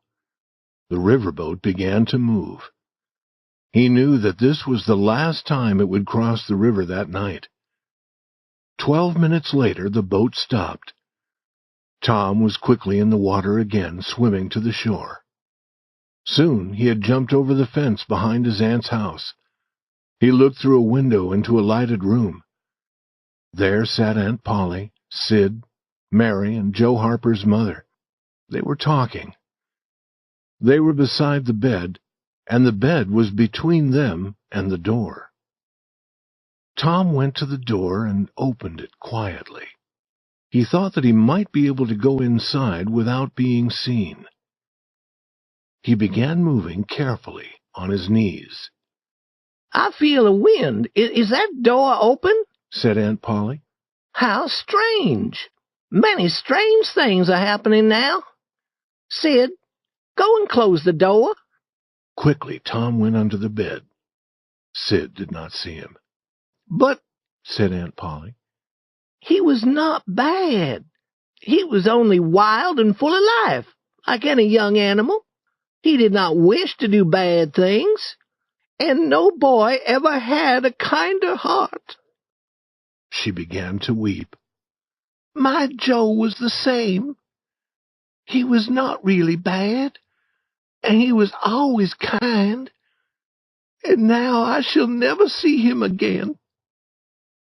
I am sorry for so many things. Only yesterday the cat—" Weeping, Aunt Polly told about the cat and the painkiller. Tom was weeping a little now. He could hear Mary weeping also. Had he really always been a good boy?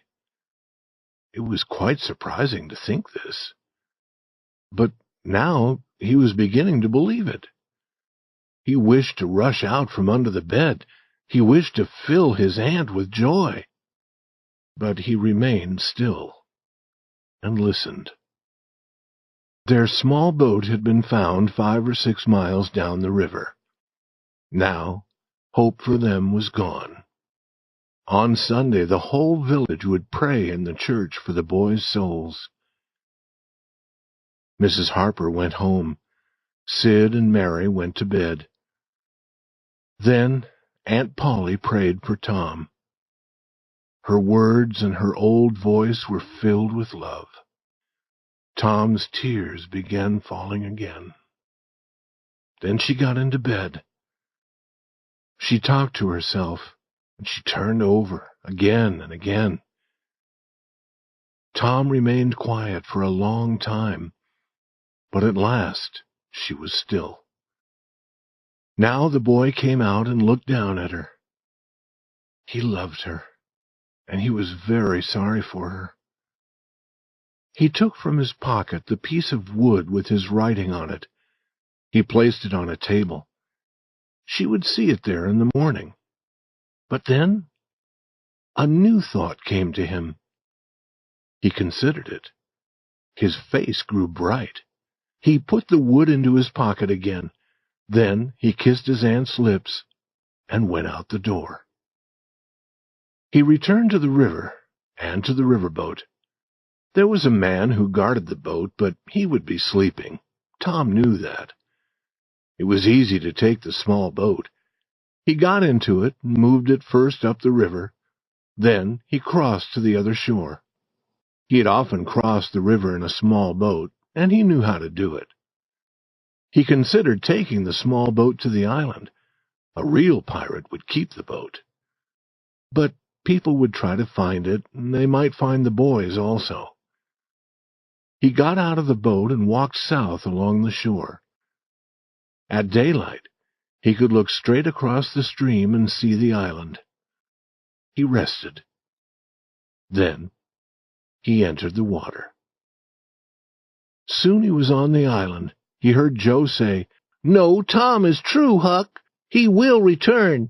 What has he been doing, I wonder?" "Here I am," cried Tom, stepping out from among the trees. In a short time they had caught more fish and were eating them. Tom told his adventures. Then Tom found a place in the shade. There he was able to sleep until noon. Chapter 16. A Night Surprise. The boys played in the water and on the shore, but the next day Joe was very sad. Would he ever be happy again? It did not seem possible.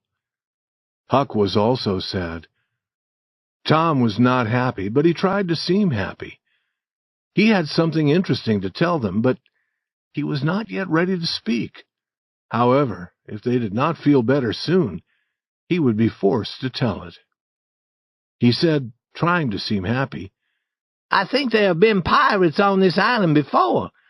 How would you like to find an old box full of money? We should go and hunt for it." But the other boys were not interested. Joe said, "Boys, I want to go home. It is very lonely here." "Oh, no, Joe, you'll feel better soon," said Tom. "Think of the good fishing here." "I'm not interested in fishing. I want to go home." "But, Joe, this is the best swimming place." "I do not want to swim. I want to go home." "Baby, you want to see your mother." "Yes, I do want to see my mother, and you would want to see your mother if you had a mother." "I am not a baby." "But you like it here, Huck. You want to stay? You and I will stay?" Huck said, "Yes." He did not seem very sure. "Let Joe go if he wants to go," Tom said. "We do not need him." Joe began to walk into the water, to start swimming toward the shore where the village was. Tom looked at Huck. Huck looked away. Then Huck said, "I want to go, Tom. We can go, Tom, can't we?" "I won't. You can go, but I'm going to stay." Huck started to walk sadly away. Tom felt a strong desire to follow. He hoped that they would stop, but they went slowly forward.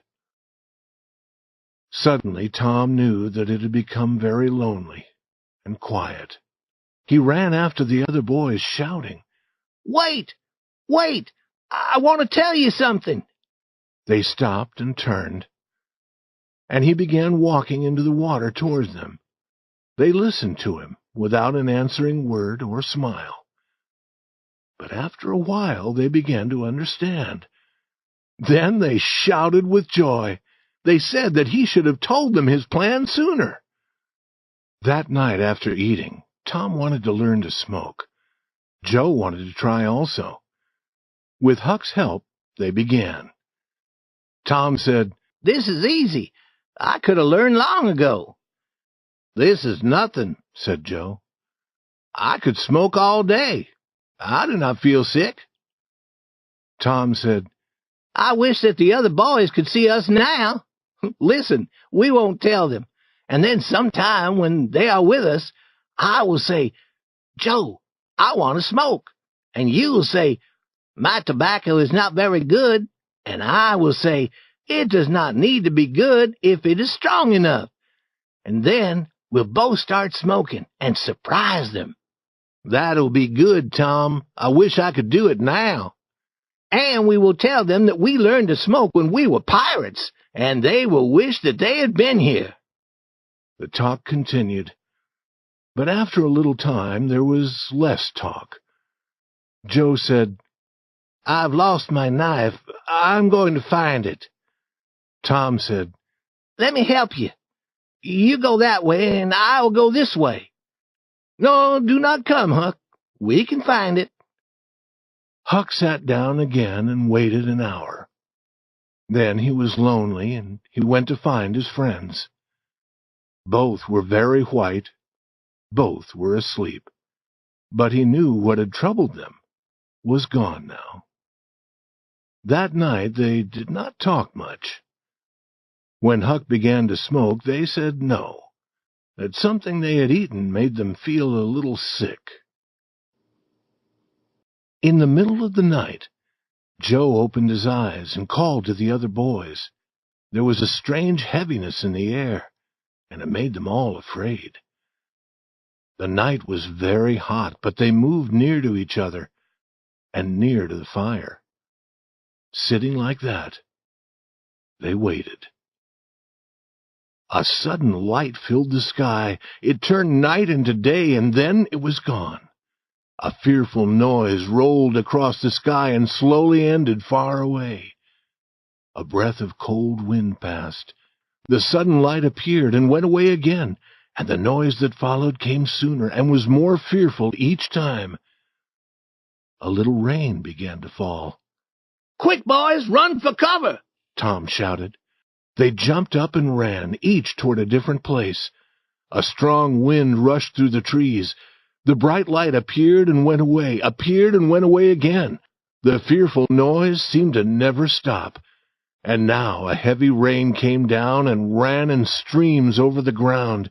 The boys shouted, but their voices were lost in the storm. After some time they came to the place where the old sail was, and pulled it over them. It was a wild night for these boys. The wind caught the old sail and carried it away. Trees fell. The storm increased until they feared it might carry the island away.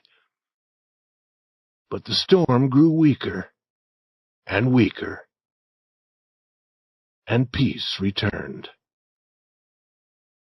The boys found that their fire was not quite dead. They put some more wood on it, making it burn brightly again. They found some of their meat and cooked it. Then they sat by their fire until morning, talking of the night's adventure, because there was no dry place for them to sleep. When the sun began to shine, they rested in its warm light near the shore. There they remained, sleeping, until the sun became too hot. Then they had something to eat again. The desire for home was now strong in all of them. Tom tried to find a new game to interest them. He found one. They were not pirates now. They were Indians, and had many fierce battles. However, when the day ended, they smoked together, as Indians always did to show that they were at peace. And two of them learned joyfully that now they could smoke a little tobacco without being sick. Chapter 17. The Success of Tom's Plan. But there was no joy in the little town that same afternoon. The village was more quiet than usual. The people had little to say to each other. The children had no pleasure in their games. Becky Thatcher was walking near the school. She thought, "Oh, I wish I had not returned to Tom that bright, shining ball he gave me. I have nothing to help me remember him. He's gone now, and I shall never, ever see him again." She walked away with tears rolling down her face. Then a large group of boys and girls, friends of Tom and Joe, came to the school and stood looking over the fence into the yard where they had played together. They spoke of things Tom and Joe had said, and of things Tom and Joe had done. They tried to learn who was the last to see the two boys. The children who were the last to talk with Tom and Joe felt very important indeed. One boy, who also wished to feel important, said, "I had a fight with Tom Sawyer, and he was stronger than I was." But most of the boys could say that. The next morning the church bell did not stop as it usually did after calling the people to church. It continued to ring. The people from the village gathered. Outside the church they talked, but in the church all was very quiet. The little church was filled with people. After a long time Aunt Polly entered, followed by Sid and Mary, and by the Harper family. All were wearing black clothes. The other people in the church stood up. They remained standing while the two families walked to the front of the church and sat down. It was quiet again. All prayed, and then a song followed. Now the church leader began to talk of the boys. He told how good they had been. People were sorry to remember that they had not seen the truth earlier when they had thought that these boys were bad. Tears were falling from all eyes. The sound of the church door opening slowly was heard. One pair of eyes, and then another, turned to look. Then all in the church seemed to turn at the same time, and people rose and watched while the three dead boys walked to the front of the church. Tom was first, Joe next, and last came Huck. They had been listening to every word. Aunt Polly, Mary, and the Harpers put their arms around Tom and Joe. Huck stood alone, not knowing what to do. He started to move away, but Tom stopped him and said, "Aunt Polly, this is not right. Some person must be glad to see Huck, and some person shall be. I am glad to see him, dear boy." She put her arms around him also, and now Huck felt more strange than before. "Sing, and sing your best!" cried the church leader. And all the people did sing. There had never been such singing in that church. Tom Sawyer, the pirate, knew that no moment in his life could be prouder than this.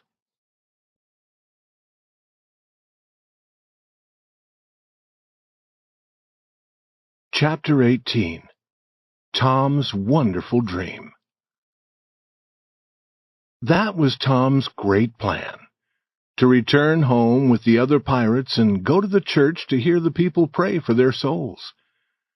They had returned across the river in the darkness the night before, and had stayed in the forest until nearly daylight. They had entered the church and finished their sleep there before the people came. Then they appeared at the most important moment. The next morning, Aunt Polly and Mary were very loving toward Tom. He had everything he wanted to eat. There was much more talk than usual. Aunt Polly spoke. "We can laugh now, Tom, but you were not very kind to let me suffer. You came across the river to surprise us in church. Why could you not come across the river to tell me that you were not really dead?" "Yes, you could have done that, Tom," said Mary. "I believe you would have done it if you'd thought of it." "Would you, Tom?" said Aunt Polly. Her face was brighter at this thought. "Would you, if you thought of it? I hope you love me enough to do it. Did you think of it?" "Tom is always rushing," Mary said. "He never thinks." "Sid would have thought, and Sid would have come. Tom, someday you'll be sorry. You will wish that you had cared more for me, but then it will be too late. I do care for you," said Tom. "I wish that I had thought, but I dreamed about you." "A cat does as much as that. What did you dream?" "I dreamed that I saw you sitting there by the bed.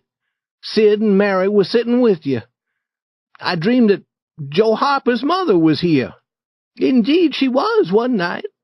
Did you dream any more?" "Yes, but I can't remember all of it." "Try, Tom. Try to remember." "You said that the door must be open because you could feel the wind coming in. You said that was strange.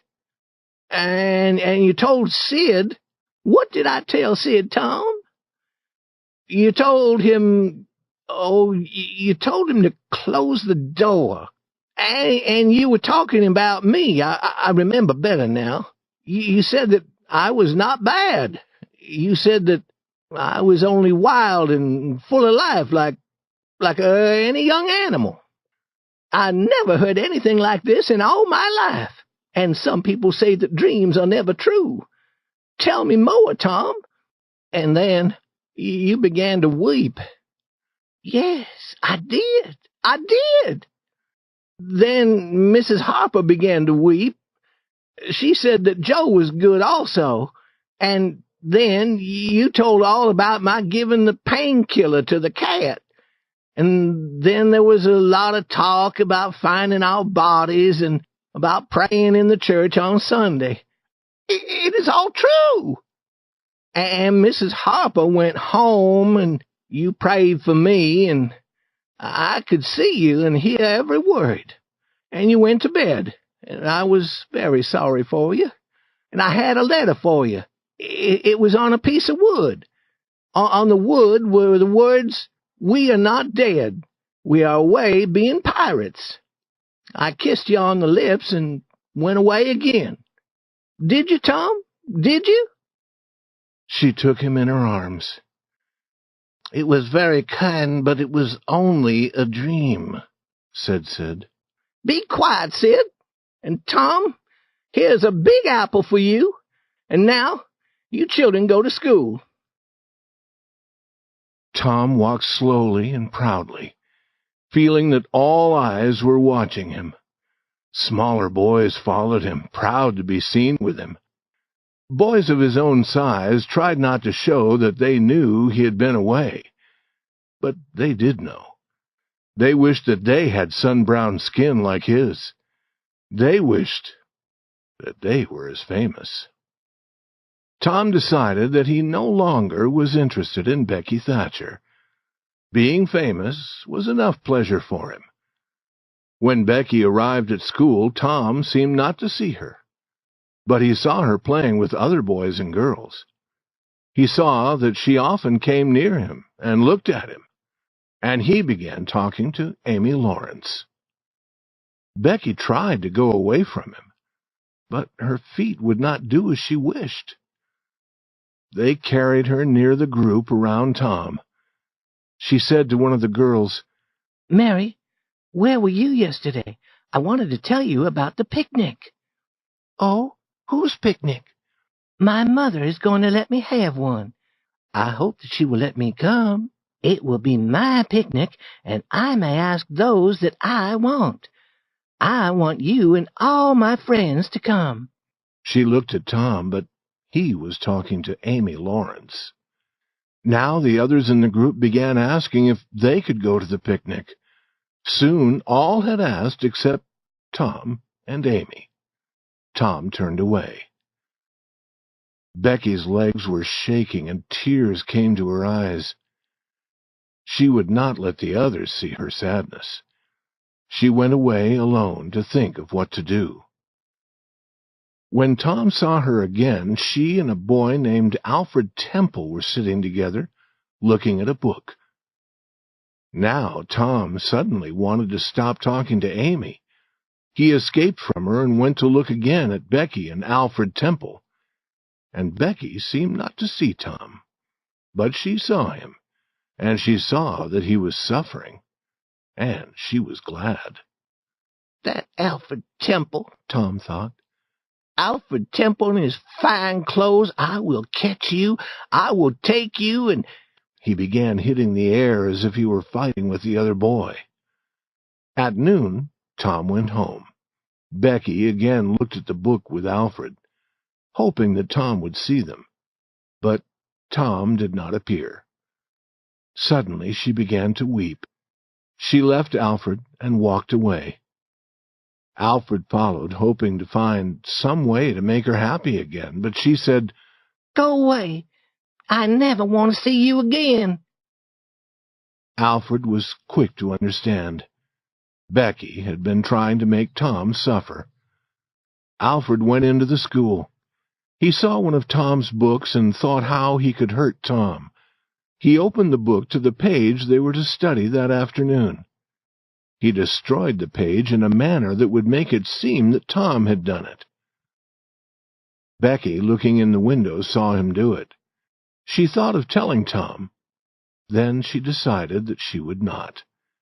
She would let the school teacher beat Tom for what had happened to his book. Chapter 19. Tom Tells the Truth. Tom arrived at home feeling very sad, and his aunt's first words made him feel no better.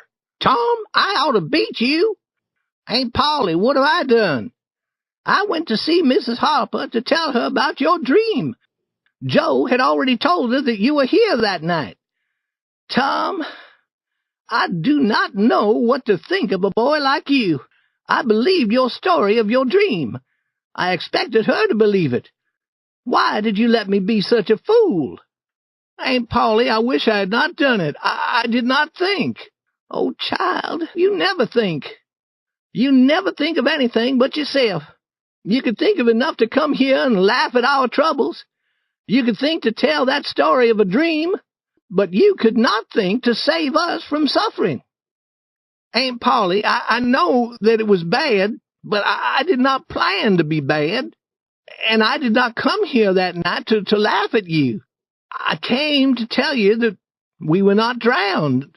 I did not want you to be sad. Tom, I would be thankful to believe that, but I doubt that you had such a thought. Yes, I did. It is the truth. I wanted to save you from being sad. Then why did you not tell me, child? You began talking of Sunday and all the people praying for us in the church, and I began thinking about going there on Sunday. And I put my letter in my pocket and went away. What letter? The letter to tell you that we were pirates. I wish now that you would open your eyes when I kissed you. Did you kiss me, Tom? Are you sure? Yes, I did, Aunt. Why did you kiss me? Because I loved you, and you were weeping in your sleep, and I was sorry.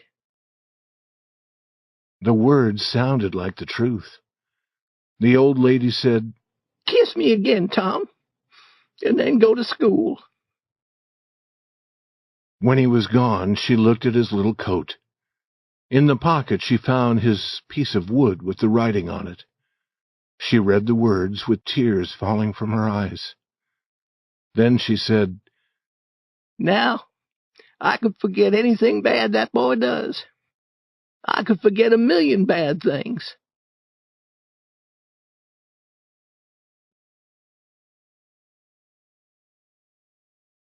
Chapter 20. Becky Has a Problem.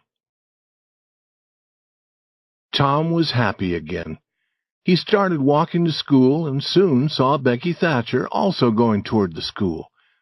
Quickly he ran to her and said, I'm sorry I acted as I did this morning, Becky. I won't ever be like that again. Please let us be friends. The girl stopped and looked into his face. Go away, Mr. Thomas Sawyer. I will never speak to you again. Then she started walking again. Tom was so surprised that he could think of nothing to say. And he was filled with anger. If she were a boy, he knew that he would fight her. Becky was also full of anger. She was thinking of the pleasure of watching the teacher beat Tom for destroying a page in his book. She did not know that she would soon have trouble also. The teacher had a book that he was studying. Every day he would read some pages when he was not busy.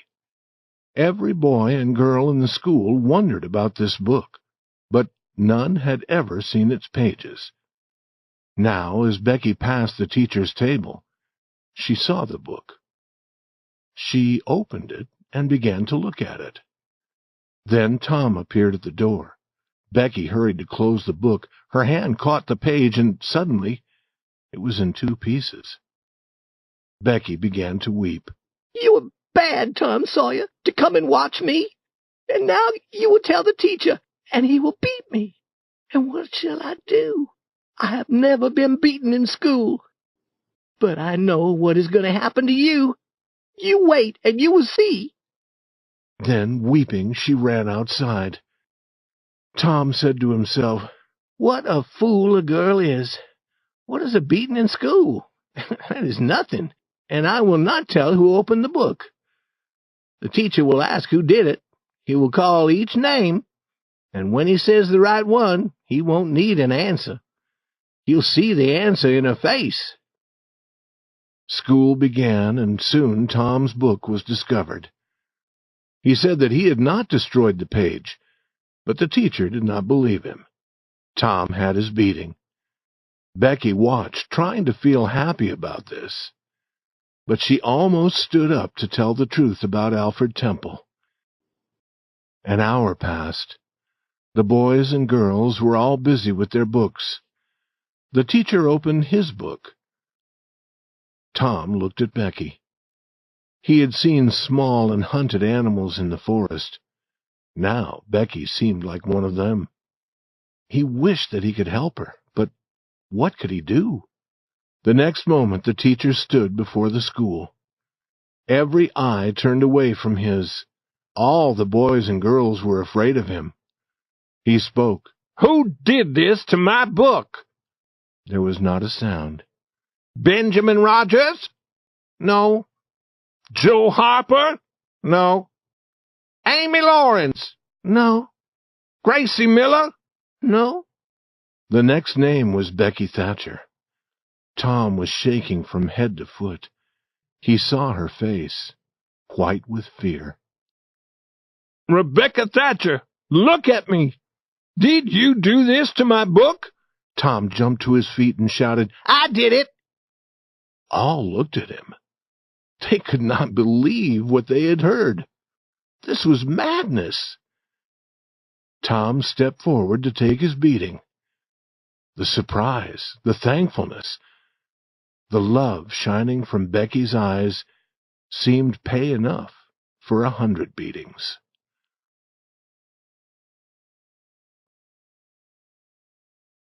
Chapter 21. Old Muff's Friend. Summer had come. For several months there would be no school. Tom discovered that the days were too long. He did not have enough to do. He decided to make a record of everything that happened. But nothing happened during 3 days. He decided that a record would be of no value. Becky Thatcher had gone away. During the summer, she was living in another town with her father and her mother. The thought of the fearful killing in the graveyard was always in Tom's mind. It was like a pain that would not go away. Then Tom became sick. For 2 long weeks, Tom remained in bed without knowing what was happening in the village. He was very ill. He was interested in nothing. Then he seemed to be better. But after a day, he was ill again. He was in bed for 3 more weeks. In the warm, sleepy village, something began to happen. A judge was coming to listen to the story of the killing in the graveyard. He would decide what to do about Muff Potter. Every person in the village talked of this. Tom could not escape from it. Every word made his heart beat faster. He was always afraid when people talked to him about it. He took Huck to a lonely place. He wanted to be sure that Huck had not told the story. Huck, have you told about that? About what? You know what. Oh, no, I have not. Never a word? Never a word. Why do you ask? I was afraid. Tom Sawyer, we would not live 2 days if that story was told. You know that. Huck, could any person make you tell?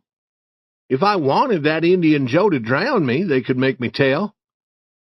Good. I think that we are safe if we do not talk, but we should make another agreement. It'll be more sure. They made another agreement, as before, signed in blood. What is the talk that you hear, Huck? Talk? It is all Muff Potter, Muff Potter, Muff Potter. It makes me want to go where no one can see me. I hear the same talk. They're going to hang him. Do you feel sorry for him sometimes? Almost always. Almost always. He has never done anything to hurt any person. He only fishes to get some money so that he can get drunk. He is really good. Once he gave me a fish when he really did not have enough for himself. And he helped me at other times when I needed help. He helped me also, Huck. He helped me to catch fish. I wish that I could get him out of jail. We can't get him out, Tom. And if we did, well, they would catch him again. Yes, but I do not like to hear what they say, for he never did that. And I do not like it either, Tom. The boys talked for a long time, but it did not make them happy. As night came, they were near the little jail. Perhaps they hoped that something good might happen. But nothing happened. They went to the window and gave Potter some tobacco. They had done this before. He was always very thankful for their gifts, and his thanks always hurt them. This time the hurt went deeper when Potter said, "You've been good to me, boys, better than the others in this town, and I won't forget. I won't. Often I say to myself, I was good to all the boys. I showed them where the good fishing was. I was their friend when I could be a friend. And now they forget old Muff and his trouble. But Tom does not forget, and Huck does not. They do not forget him, I say, and I won't forget them. But, boys, I did a fearful thing. I was drunk. That is the only way that I can explain it. Now I must hang for it, and that is right. It is best also. I hope that it is. But we won't talk about that. I won't make you feel sad. You've been my friends. But what I want to say is this. Never get drunk. Then you won't ever be where I am now. Stand where I can see you. It is a pleasure to see friendly faces when a man is in trouble like this. You're the only ones who come here. Good, friendly faces. Good, friendly faces. Now stand on each other's shoulders and let me touch your faces. Good. Let me touch your hands also. Little hands and weak, but they could have helped Muff Potter, and they would help him more if they could. Tom went home feeling very, very sad. His dreams that night were full of fearful things.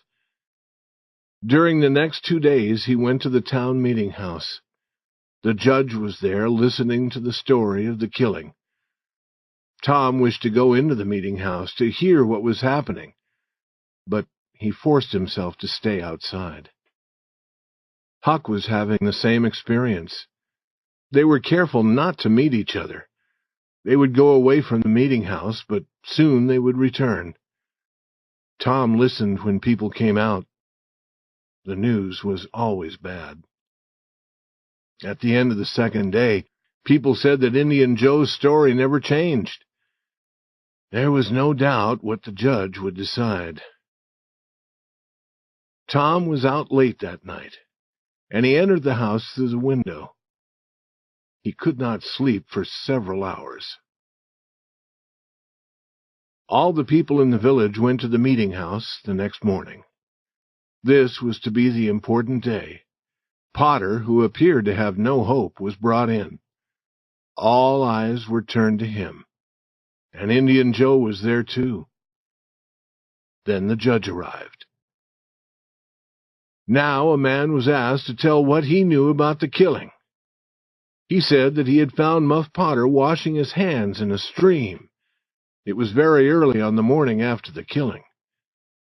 Another man was asked to tell his story. He told about finding a knife near the doctor's body. Then a second man spoke about the knife. He knew that it belonged to Potter. A man who had studied law sat beside Muff Potter. He was there to help Potter. But he asked no questions as these men told their stories. It seemed strange. Was he not trying to prove that Potter had not killed the doctor? More men told their stories, and the man beside Potter asked them no questions. After a while, all the stories against Potter had been told. Then the man beside Potter stood up. He spoke to the judge. "Your Honor, we plan to prove that Muff Potter was drunk that night. We plan to prove that he did not know what he was doing. But we have changed our plans. We wish to ask Thomas Sawyer some questions." Surprise appeared on every face, including Potter's. Every eye was watching Tom. He stood up and walked forward. He looked very wild because he was deeply afraid. The questions began. "Thomas Sawyer, where were you on the night of the killing at about the hour of 12? Tom looked at Indian Joe. He could not speak. The people listened, but the words did not come. After a few minutes, however, the boy had more strength. Some of the people could hear as he said, "In the graveyard." "Louder, please. Do not be afraid. You were?" "In the graveyard." A cold smile appeared on Indian Joe's face, then it was gone. "Were you near Hoss Williams' grave?" "Yes." "Louder, please. How near were you?" "As near as I am to you." "Could you be seen?"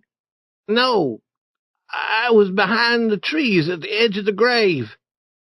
"Was another person with you?" "Yes. I went there with—" "That is enough. We will call him when we need him." "Did you carry something there?" Tom did not answer. "Speak, my boy. The truth is always honorable. What did you carry there?" "Only a dead cat." There was a little laughing.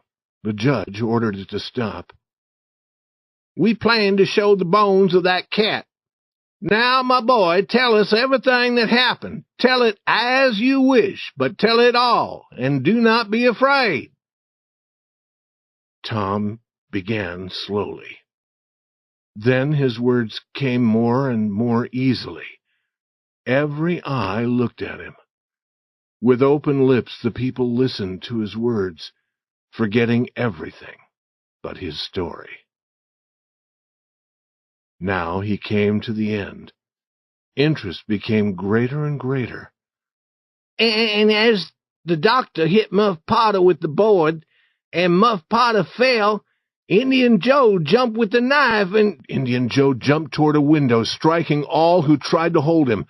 In a moment, he was gone. Chapter 22. Days of Delight and Nights of Fear. Tom was famous once again. The old people loved him, and the young people wished that they were like him. His name appeared in the village newspaper. There were people who believed that he might someday become President of the United States, if he escaped hanging. Now all were kind to Muff Potter, forgetting that they had not been kind before.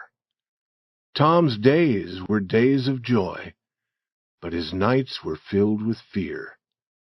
Indian Joe was in all his dreams. Poor Huck felt the same. His name had not been called in the meeting house. Because Indian Joe had run away, Huck's story was not needed.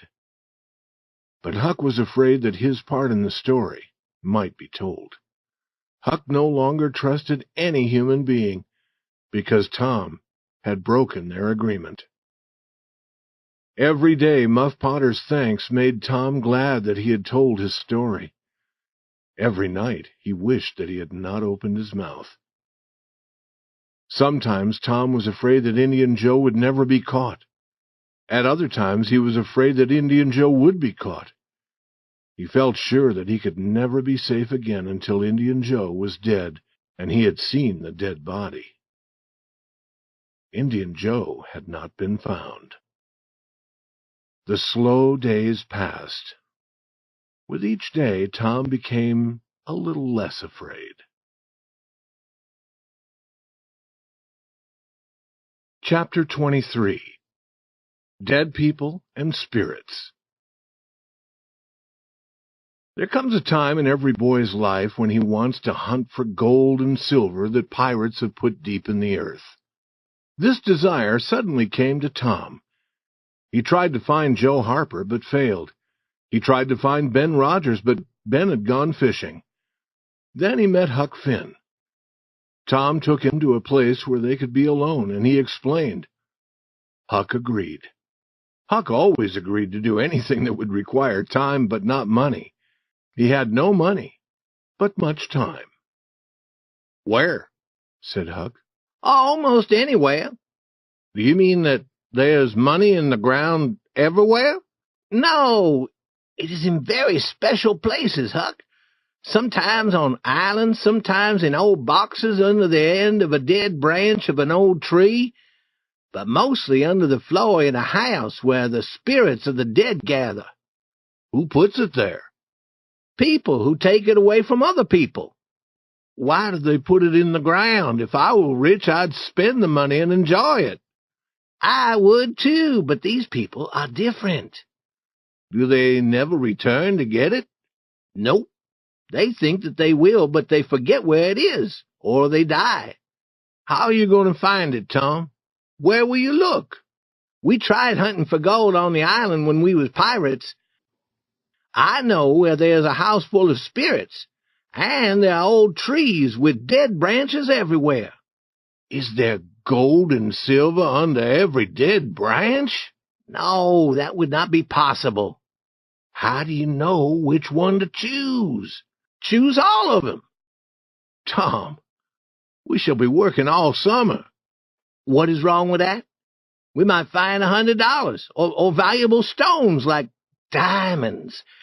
How'd you like that?" Huck's eyes were shining. "Give me the $100, and you can have the valuable stones like diamonds. Have you ever seen a diamond, Huck? I do not remember that I have.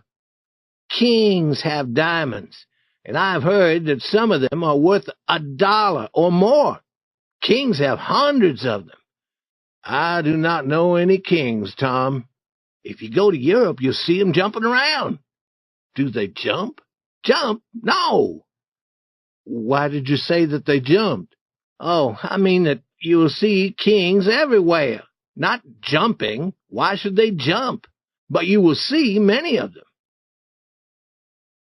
The boys got some gardening things used for making holes in the earth.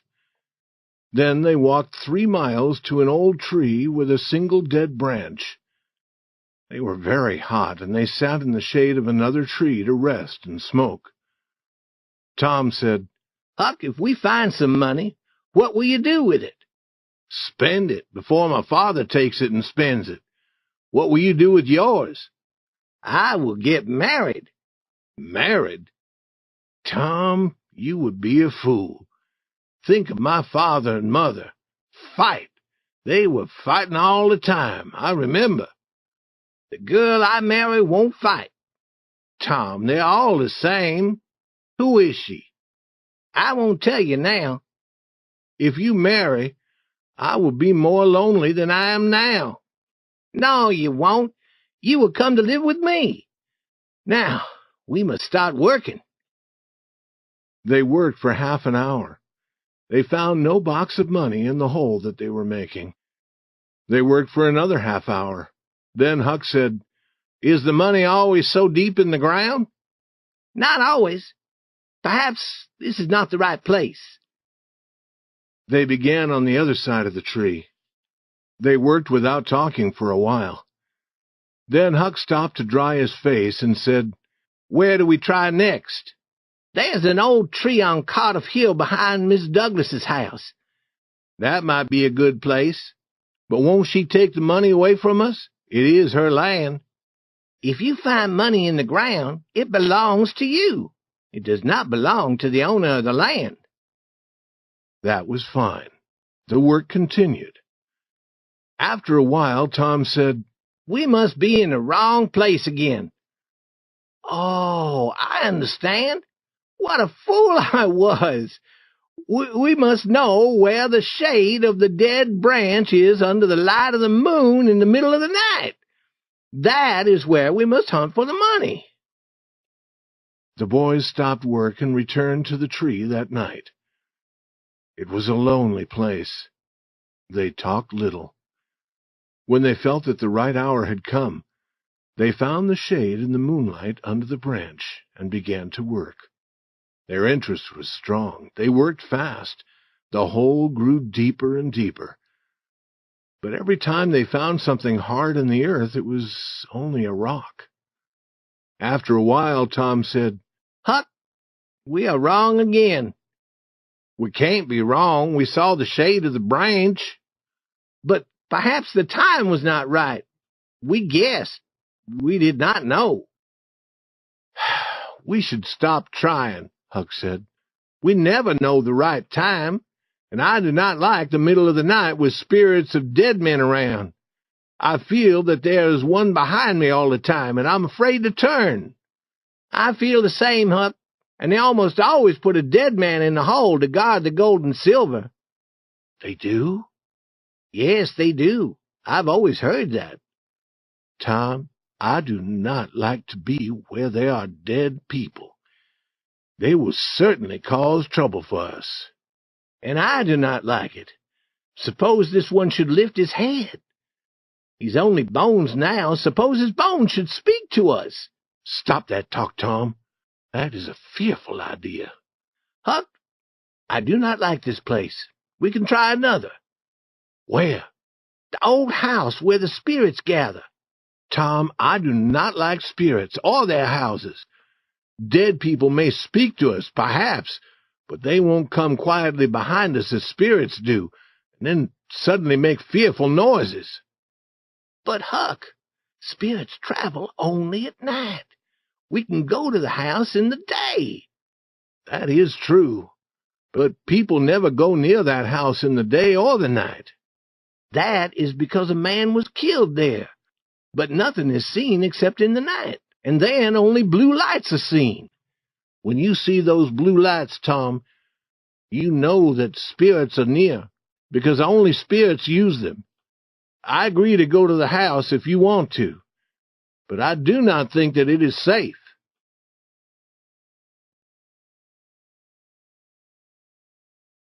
Chapter 24. Sleeping Spirits, a Box Full of Gold. On Saturday, soon after noon, the boys met at the dead tree. They smoked and talked in the shade. Then they worked a little at their last hole. They had no great hope, but Tom said that people sometimes stopped working when they had almost found the box of gold. Then another person came and with very little work discovered it. However, they failed to find anything, but they felt that they had done everything that was possible. When they arrived at the old house, they were first afraid to go in. It was completely quiet there under the hot sun, and very lonely. Then they went without any noise to the door and looked in, shaking with fear. They saw a room with an earthen floor. There was a place where a fire had been built, windows without glass, and dust was everywhere. They entered. They did not dare to speak. Their ears were ready to hear any small sound. Their legs were ready to carry them quickly outside again. Soon their fear became less. They looked around with interest. Then they wanted to look at the room above. They found nothing up there and were starting to go down when— "Be quiet!" Tom's voice was shaking. "What is it?" Huck asked, becoming white with fear. "There! Hear it?" "Yes, we must run." "We can't move. They're coming toward the door." The boys were on the floor, looking down into the room below through holes, sick with fear, waiting. 2 men entered. Both boys had seen one of the men in the village. He seemed to be very old. He had long white hair hanging around his shoulders and much white hair growing on his face. It seemed to the village people sad that he could neither hear nor speak. The other man was a stranger.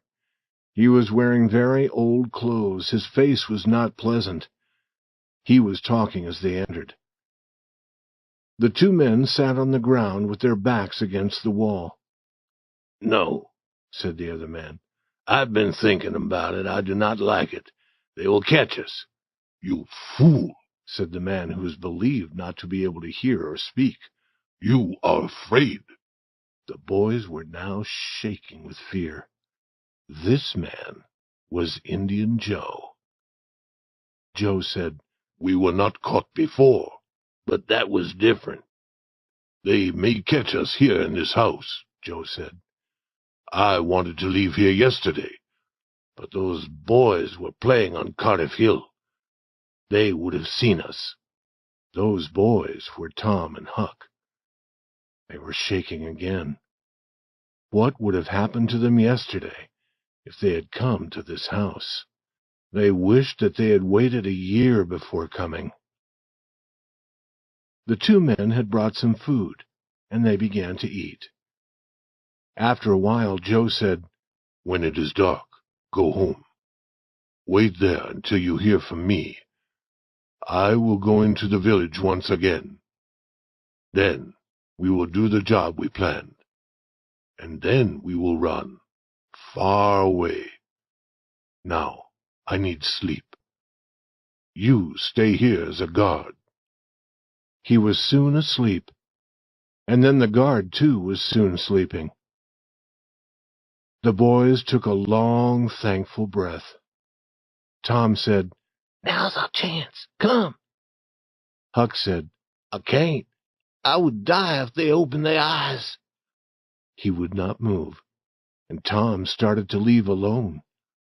But the old floor made so much noise that he stopped, almost dead with fear. Slowly time passed until the sun was going down. Indian Joe sat up and called the other. He said, "It is almost time for us to be moving. What shall we do with our money?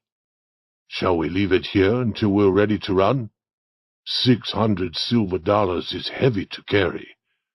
We can put it in the ground, deep."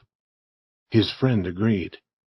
He went to the place where the fire had been built, raised one of the big stones from the earthen floor, and took out a big bag of money. The boys began to forget their fears. $600 would make 6 boys rich, and they knew where Indian Joe was putting it. Indian Joe was in a corner making a hole in the ground with his knife. The boys did not dare to speak, but they looked at each other often. These looks were easy to understand. Their meaning was, "Oh, how glad we are now to be here." They heard Indian Joe's knife strike something hard. "Look here," he said. "What is it?" asked his friend. "It is an old box," Joe said. "Help me lift it." "No, I have broken it open." He put his hand in the box and then brought it out again. "Man, this is money." The two looked at the handful of money. It was gold. Now the men found the gardening things that the boys had been using and had placed in another corner when they came into the house. Using them, they started to work. They soon had the box out of the earth. It was not large, but it had once been very strong, with iron bands to hold the wood together. "There are thousands of dollars here," said Indian Joe. "Now it won't be necessary to do that job in the village," said the other. Indian Joe said, "You do not understand. I am not doing that job only for money. Wrong was done to me, and I am going to pay them for it. I need your help. Go home until I tell you to come." "What do we do with this money? Put it in the ground again?" "Yes." Delight for the boys above his head. "No." Deep sadness above. "Where did these gardening things come from? There was fresh earth on them. Who was here? We must take the money away. I have a good place for it, at the number 2 place, under the cross." "It is nearly dark enough to go."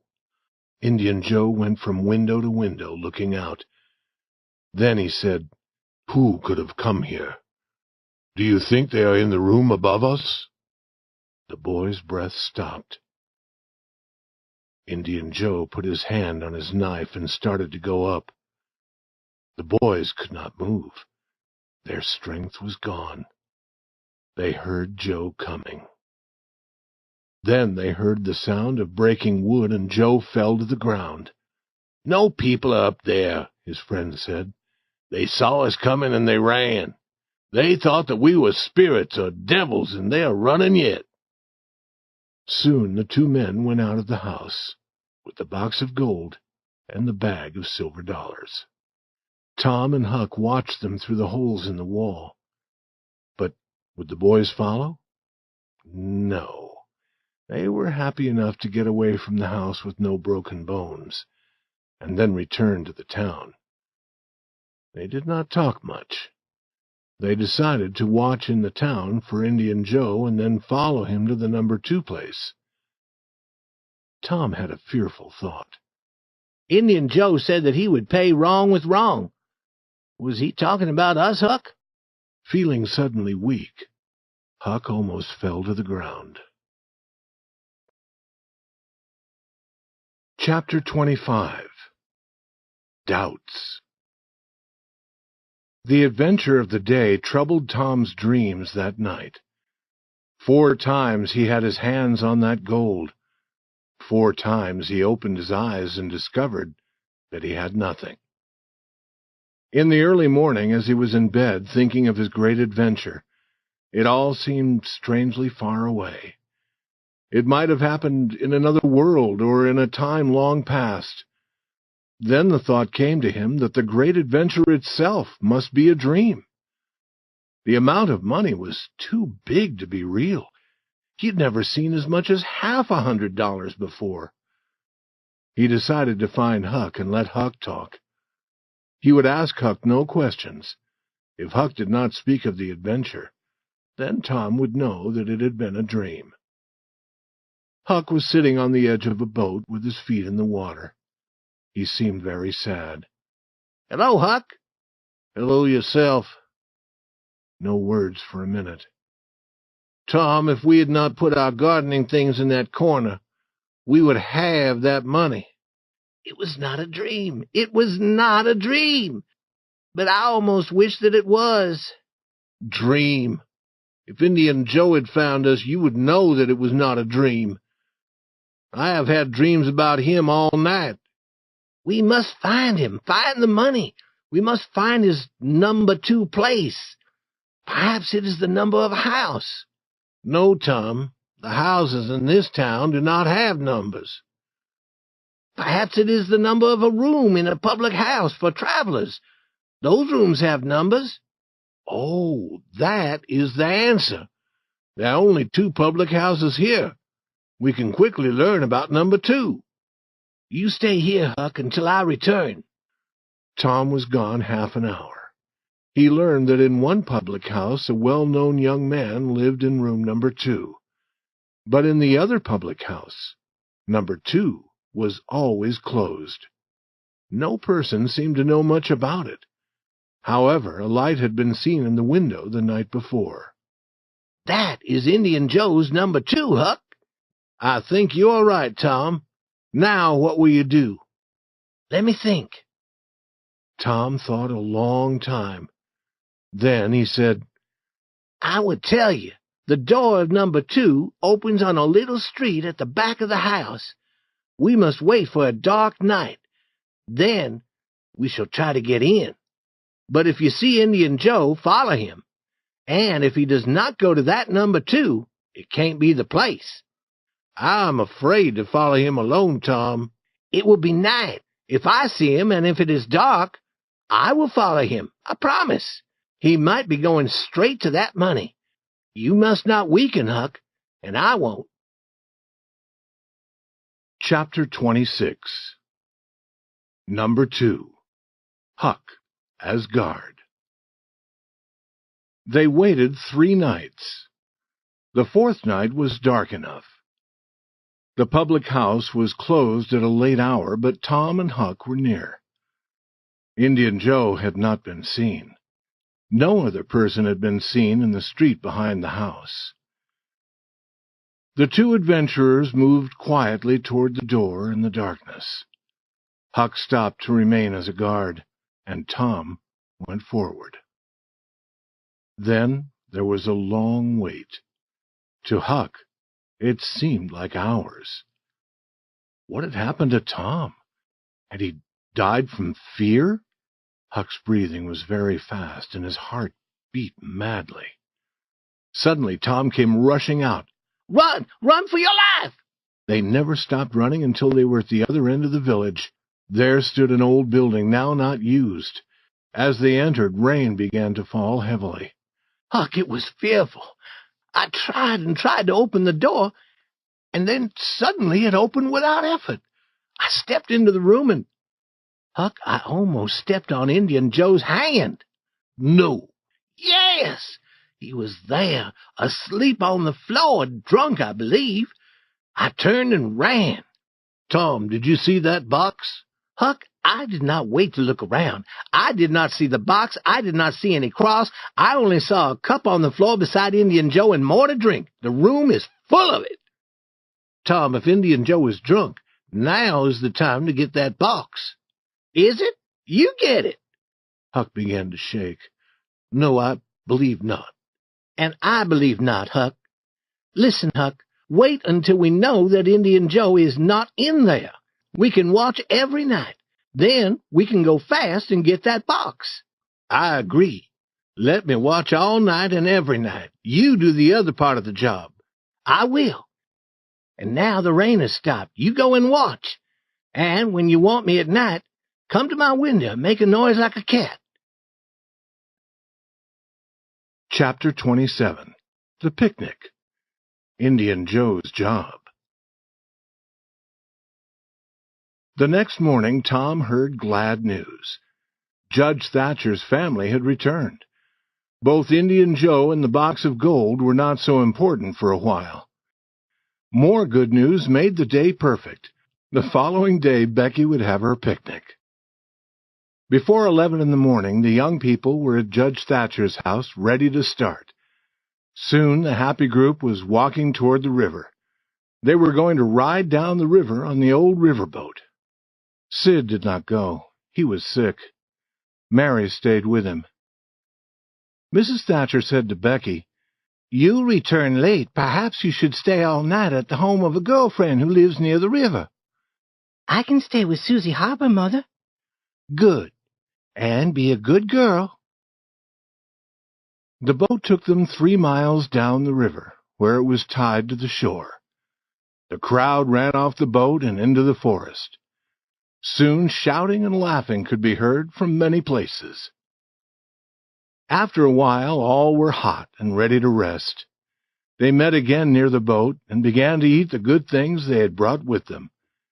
After eating, they rested in the shade of the big trees. Then there was a shout.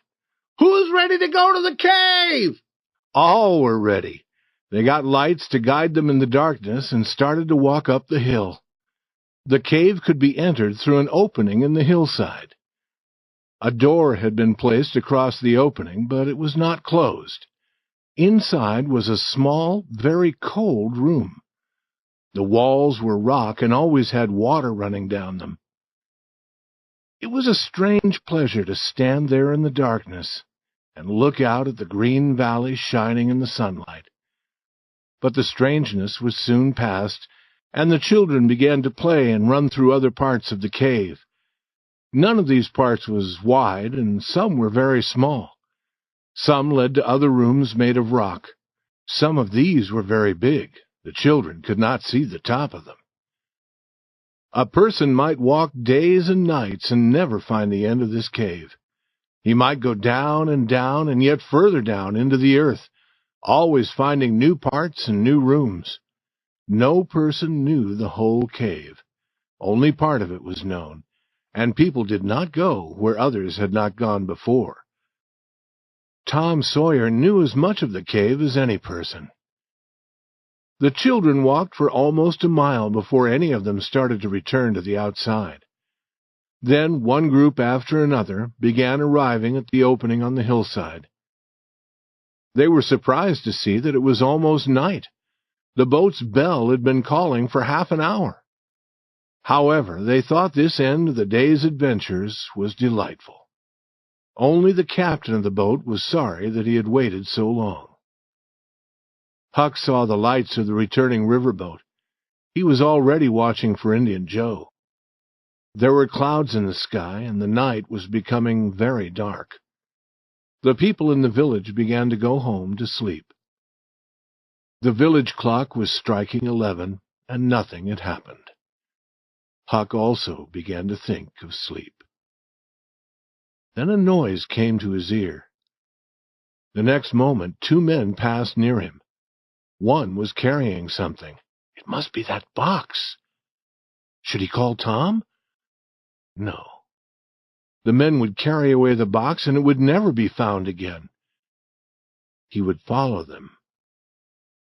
Without shoes, as usual, Huck moved as quietly as a cat.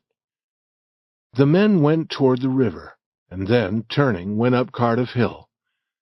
Passing the house of an old man named Jones, they arrived at the top of the hill. There, among the trees, they could not be seen. Huck stopped, listened, but heard no sound except his own heart. He knew that he was not far from the house of Mrs. Douglas, an old lady who lived alone. Then, very near, he heard a voice. It was Indian Joe. He said, "There are lights. It is late, but she is not alone. I can't see any lights. That was the other man. Huck's heart was cold. This was the job Indian Joe had talked of? Mrs. Douglas had often been kind to Huck. Perhaps these men were planning to kill her. He wished that he had dared to run to the house and tell her, but the men would catch him. "Look from here," said Indian Joe. "Now do you see the lights?" Yes, forget the job. Forget it. I have told you before. You can have her money. I do not want it. But her husband put me in jail. Then he died. I can't hurt him, but she is living yet. You must not kill her. I will not kill her, but I am going to cut her face, and that hurts a woman more than killing. You will help me, or I will kill you. And if I must kill you, I will kill her too. Then she can't tell who killed you.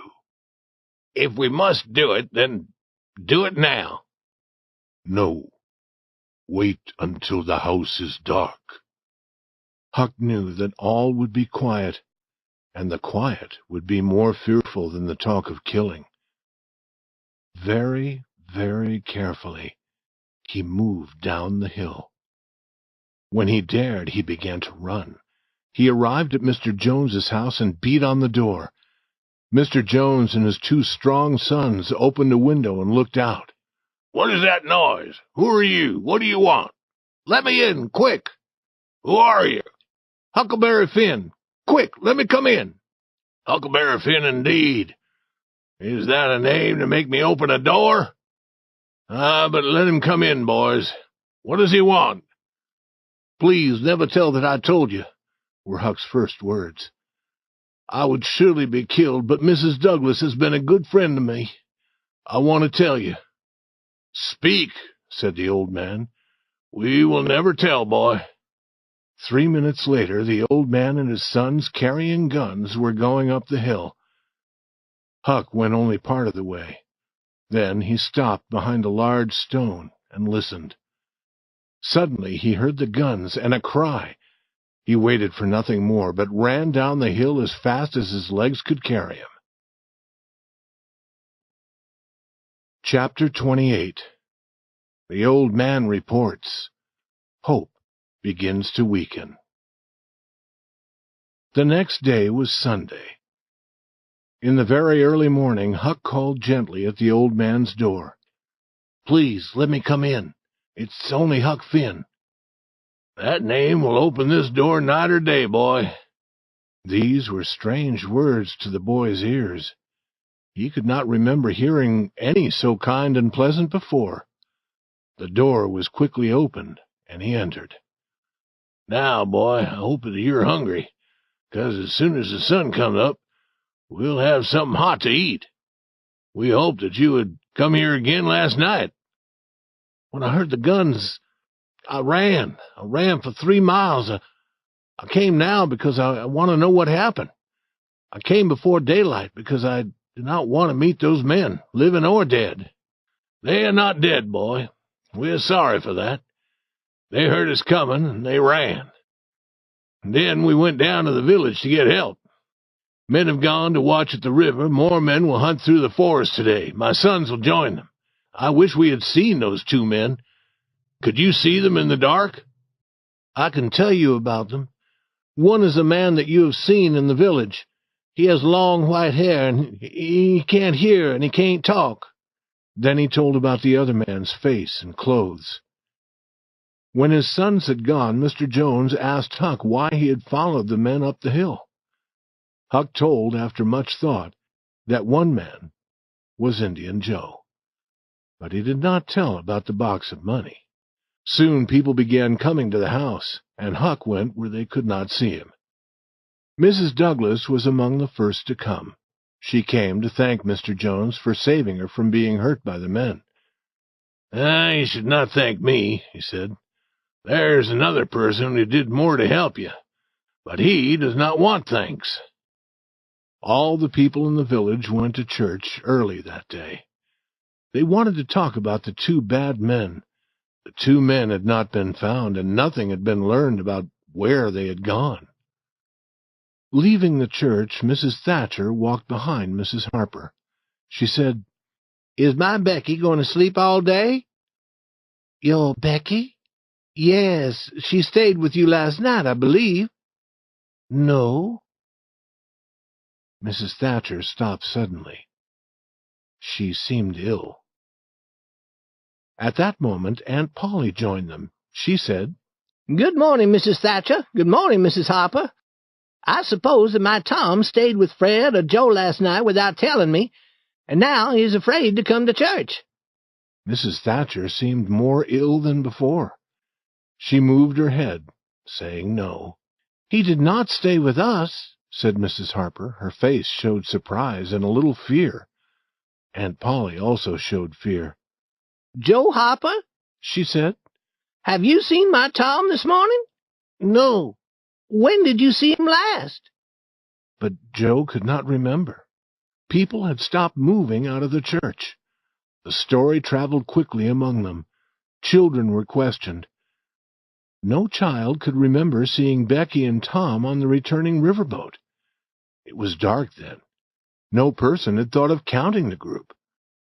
A young man now said that Tom and Becky might be lost in the cave. Mrs. Thatcher closed her eyes tightly. Aunt Polly began to weep. Within 5 minutes, bells were ringing and all the people were gathering. What had happened at Mrs. Douglas's house was not important now. In half an hour, 200 men were going either by river or by road toward the cave. Through the long afternoon, the village seemed dead. Many women went to visit Aunt Polly and Mrs. Thatcher. They wept with them, and that was more help than words. Through the long night, the town waited for news.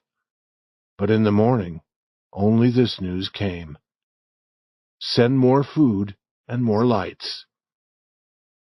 Mrs. Thatcher was almost ill, and Aunt Polly also. Old Mr. Jones came home from the cave at noon and discovered that Huck was sick. Mrs. Douglas came to care for him. Other men began to return from the cave, but the stronger men continued their hunt. They visited the far parts of the cave. They shouted, they shot guns, but they had no answer. Often a light would be seen far away, and they would think that the children were found. But the light always belonged to another of the hunters. The names Becky and Tom were found marked on a rock, and the string that had tied Becky's hair was found. 3 days and nights passed. Huck asked about Tom Sawyer. Mrs. Douglas said, "Quiet, child, you must not talk. You are very sick." She began to weep. There were not many now with enough hope or strength to continue hunting for Tom Sawyer. Chapter 29. Lost in the Cave. Found but not saved. Tom and Becky had started through the branching cave with the other children. Then they had had enough of the games with the others. They had walked farther, talking and reading the writing on the walls. People had put their names there. Tom and Becky also put their names on the wall. They came to a place where a small stream of water fell over the rocks. Tom went behind the waterfall to let his light shine through for Becky's pleasure.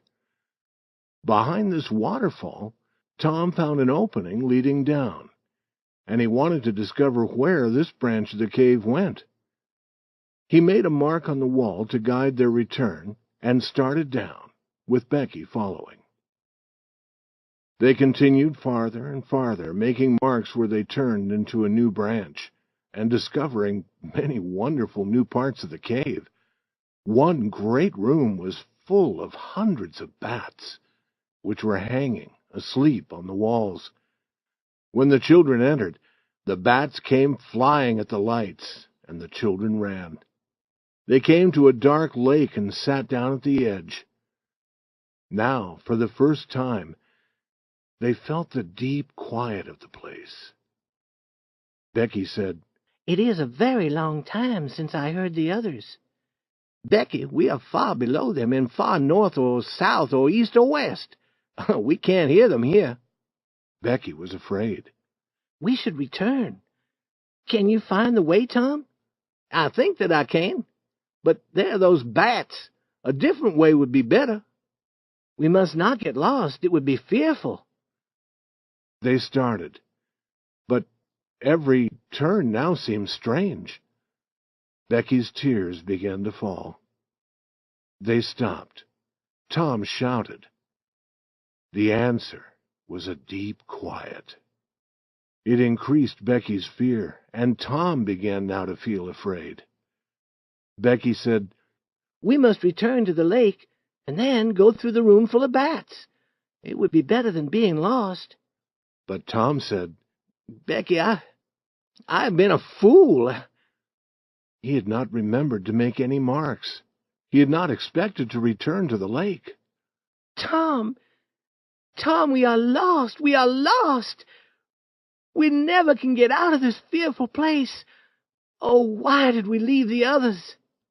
She dropped to the ground and wept so loudly that Tom feared that she might die. He sat down beside her and put his arms around her. He said that he was sorry. He said that he should never have brought her so far into the cave. Then she said that she also had been wrong. They had both been wrong to come so far. They started to walk again. Each had a light. Now they decided to use only one light and save the other. They walked until they could go no further without resting. They talked of home and their friends and their beds. And they talked of sunlight. Becky's tears started again. And then she was asleep. Tom watched her. Slowly, her face grew peaceful. And then he felt some peace.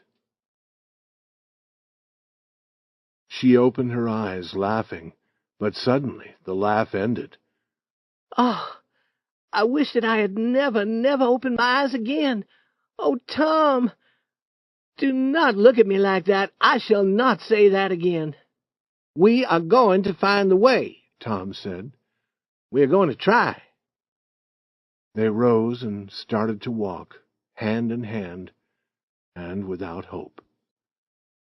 Tom said that they must go quietly and listen for falling water. They found it, and sat down to rest again. Becky said, "Tom, I'm very hungry." Tom had saved a piece of the picnic cake. He took it from his pocket and divided it. They had cold water to drink. After eating and drinking, Becky was ready to move again. But Tom said, "Becky, I must tell you, our light is almost finished. We must stay here, where there is water." Again Becky wept. Then a new thought came to her. "Tom, they will hunt for us. Perhaps they are hunting for us now. When would they discover that we were not with the others? On the boat?" "It'll be dark on the boat, but your mother will know that you have not come home." Now Tom learned that Mrs. Thatcher did not expect Becky to return home that night. Then their last light failed and darkness was complete. Becky wept a long time in Tom's arms. Neither knew how long she wept. Then both opened their eyes in the darkness and knew that they had been sleeping. Again, they did not know how much time had passed. Tom said that it might be Sunday. It might be a day later. But Becky would not talk. Her hopes were gone. The hours passed. They were hungry again. Tom had saved most of his share of the cake. He divided it. Then they heard a sound like a distant shout. Tom answered. It came again, They started moving carefully towards it, but they arrived at an edge of rock where the floor fell away. They could go no further. They listened. The distant shout was now more distant, and then they did not hear it again. They returned to the place where they had water to drink. Time passed. After sleeping again, when they opened their eyes, they thought that another day must have passed. They were very hungry. Now Tom had a new idea. The cave had many small branches near them. Tom decided to learn about them. That would be better than sitting and doing nothing. He had some string in his pocket. He tied an end of this to a rock near the little waterfall. Then he and Becky started to walk carefully away. They let the string fall behind them. It would be a guide for their return. After 20 steps, they came to a hole in the rock floor. Tom went down on his knees and felt below. Then he put his hands and his head as far as possible around the corner to look. At that moment, a human hand holding a light appeared from a rock not far away. Tom shouted. At once a body followed the hand. It was Indian Joe. Tom could not move because of fear. He was deeply thankful to see Indian Joe run away. He did not tell Becky what he had seen or why he had shouted. They returned to the waterfall. But after another long wait and another sleep, Tom decided to try moving again. They were very hungry now. He thought that perhaps a week had passed. Becky was not strong enough to go with him. She asked him to return often. She also asked him to return when all hope was gone and to hold her hand until she died. Tom promised. He kissed her. Then, with the string in his hand, he started on his hands and knees through one of the openings in the rock. He was sick with fear, and he had no hope.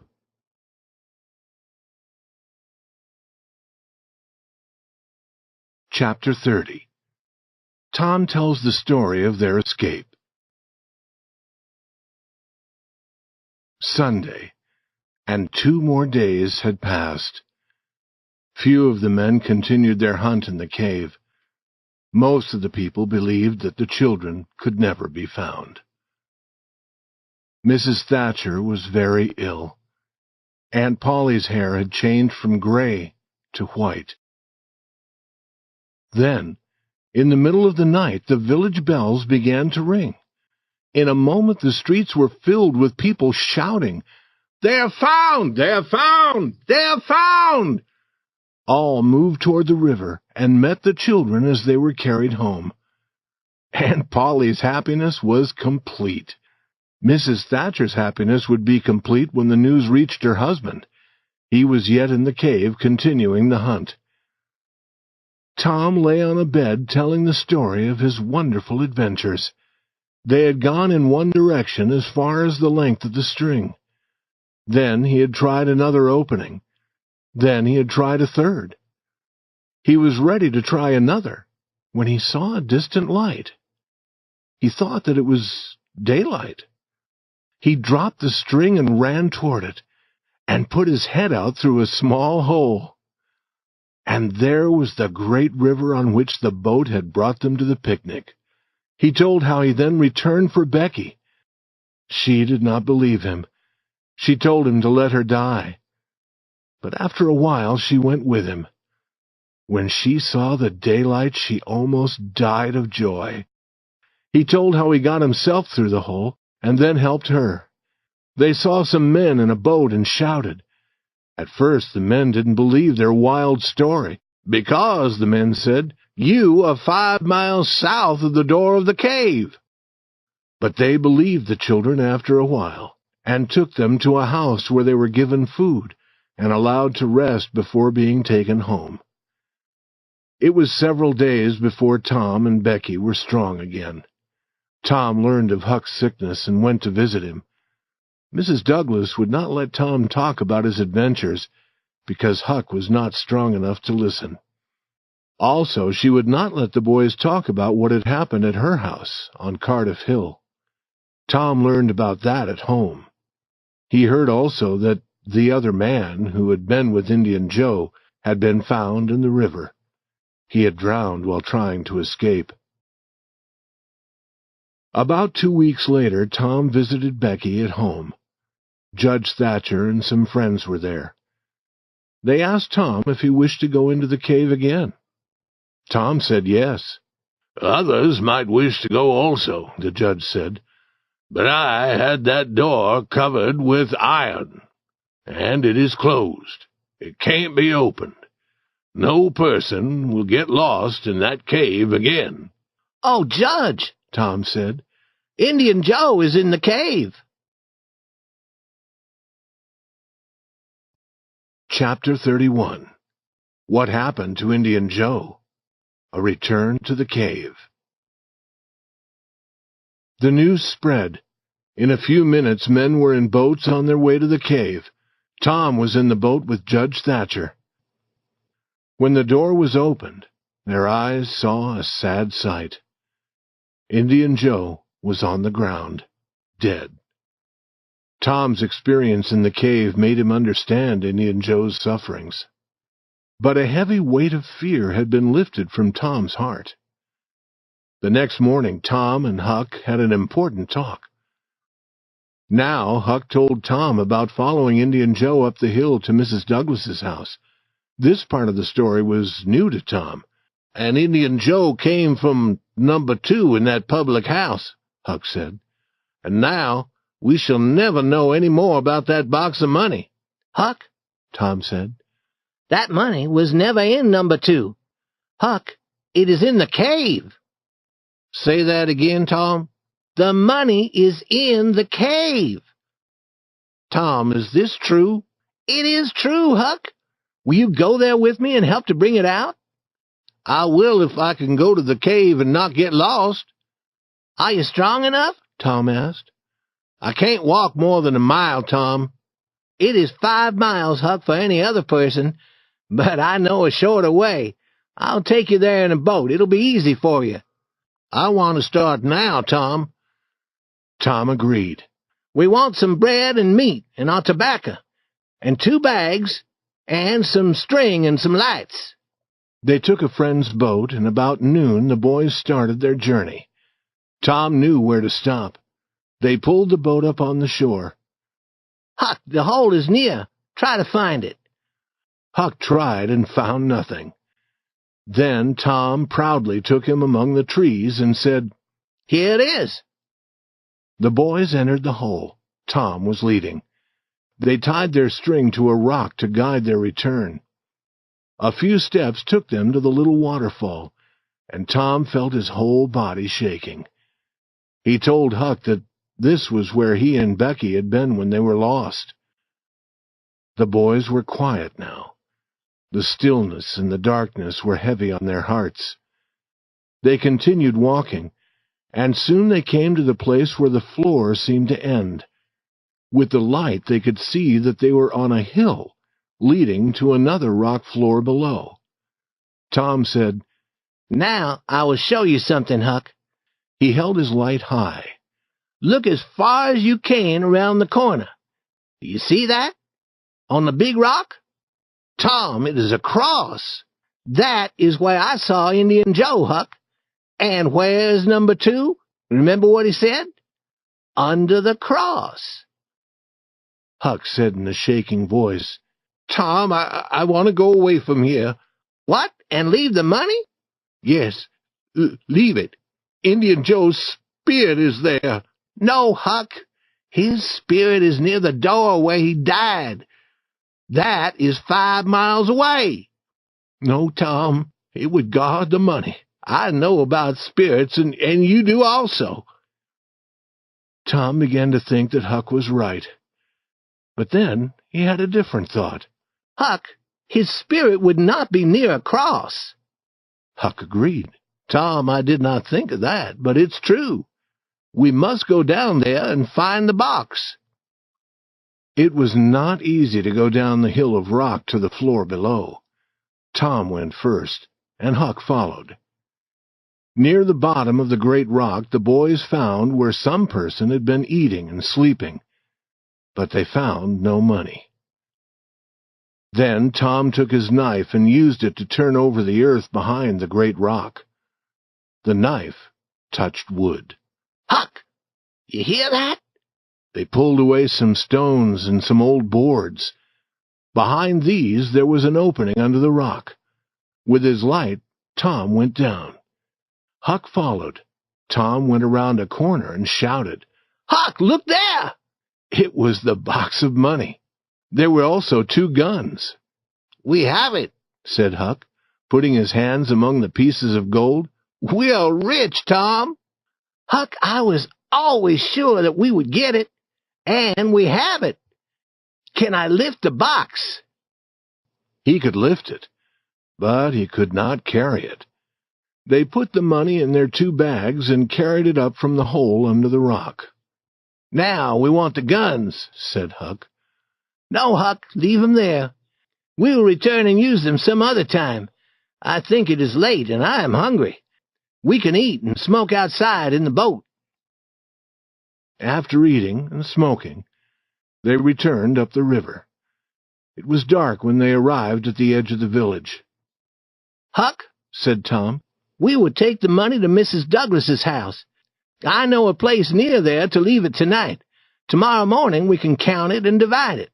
And then we can find a place in the forest where it'll be safe. You wait here now and watch it. I'm going to get Benny Taylor's little wagon. He soon returned with the wagon. They put the bags of money in the wagon and started toward Cardiff Hill. Near Mr. Jones's house they stopped to rest. Mr. Jones came out. Who is there? He said. Huck and Tom Sawyer. Come with me, boys. They're all waiting for you. Let me pull your wagon. It is very heavy. What do you have in it? Nothing of value, I'm sure of that. Boys will always work for things of no worth. Hurry now. The boys wanted to know why they should hurry. You will learn when you arrive. Soon they were entering Mrs. Douglas's house, leaving the wagon near the door. All the important people of the village were there. The Thatchers were there, the Harpers, Aunt Polly, Sid, Mary, and many more. All were dressed in their best clothes. Tom and Huck were covered with earth from the cave. Aunt Polly's face was red when she saw Tom's face and clothes. Mrs. Douglas took the boys to a bedroom and said, Wash and dress now. Here are new clothes for both of you. Come and join the others when you are ready. Chapter 32. Mr. Jones's Surprise Fails. Huck said, Tom, we could run away.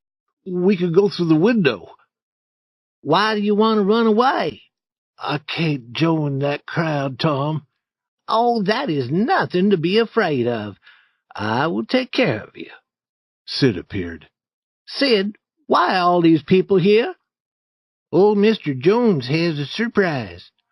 But it won't surprise many people. Most of us know it already. What is the surprise, Sid? It is about Huck following Indian Joe and the other man to this house. But it won't be a surprise. You'll see, he laughed. Some person told about it. Tom said, You told. There is only one person in this town who would destroy a good surprise. You. Now go away, or I'll throw you out of this room. Some minutes later, Huck and Tom were eating at a big table with the others, when Mr. Jones stood up to speak. He told the story about Huck. It was true that it did not seem much like a surprise, but people tried to seem surprised. Mrs. Douglas thanked Huck again and again. She said that she would give Huck a room in her house and send him to school, and that later she would give him money to start a business. Tom said, Huck won't need it. He is rich. People tried not to laugh. Tom said, Huck has money. Perhaps you do not believe it, but he has. I can show you. He ran outside. "What is Tom doing now?" said Aunt Polly. "I never can understand that boy." Tom entered carrying the heavy bags. He opened them and let the yellow gold fall out on the table. "What did I tell you?" he said. "Half is Huck's and half is mine." All looked. None could speak for a moment. Then they asked Tom to explain. It was a long story, but it was full of interest. When Tom finished, Mr. Jones said, "I planned a surprise for this evening, but this surprise makes mine seem very small." The money was counted. There was more than $12,000. Some of the village people owned land and were much richer than Tom and Huck, but none had ever before seen so much money at one time.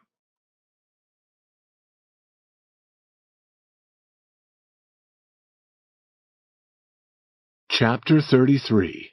New Adventures Planned. Tom and Huck's money was a great wonder in the poor little village. You may be sure of that. It was not easy to believe that the money was real. People talked and talked about it. People went hunting for more money. Boys went, and men went also. They hunted in every old lonely house. All watched Tom and Huck and listened to them. Every word they spoke had become important. The village newspaper had a story about them. Mrs. Douglas put Huck's money in a bank. Judge Thatcher did the same with Tom's. Each boy had money to spend now. He had almost $1 for every day of the year. In those days, $1.25 a week was enough to buy a boy's food and clothes and to pay for his schooling. Judge Thatcher had a good opinion of Tom. He said that only a very wise boy could have brought Becky out of the cave safely. He expected Tom to become a great man. Huck Finn's life had changed. His sufferings were almost too great for him. Mrs. Douglas had taken him to her home. She kept him clean. He must sleep every night in a clean bed. He must eat like a gentleman. He must go to church. He suffered for 3 weeks, and then the next day he was gone. Mrs. Douglas and all the people in the village tried to find him. They were afraid that he had drowned in the river. Early on the 3rd morning, Tom Sawyer went to an old building outside the village. He found Huck. Huck had been sleeping behind the building. He was lying there now, happily smoking. He was covered with dust, his hair was wild, and he was wearing his old clothes. Tom asked him to go home to Mrs. Douglas. Huck's face became sad. "Do not talk about it, Tom. I tried it. It is not for me. She is good to me and friendly, but I can't live with her. I must get up at the same time every morning. I must wash. I must sleep in the bed. I must wear those good clothes.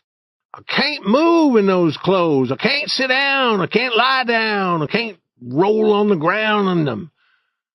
I must go to church. I must wear shoes on Sunday. We all live like that, Huck. Tom, I'm different. I can't live like that. It is easy to get food. Mrs. Douglas won't let me smoke. And she prays all the time.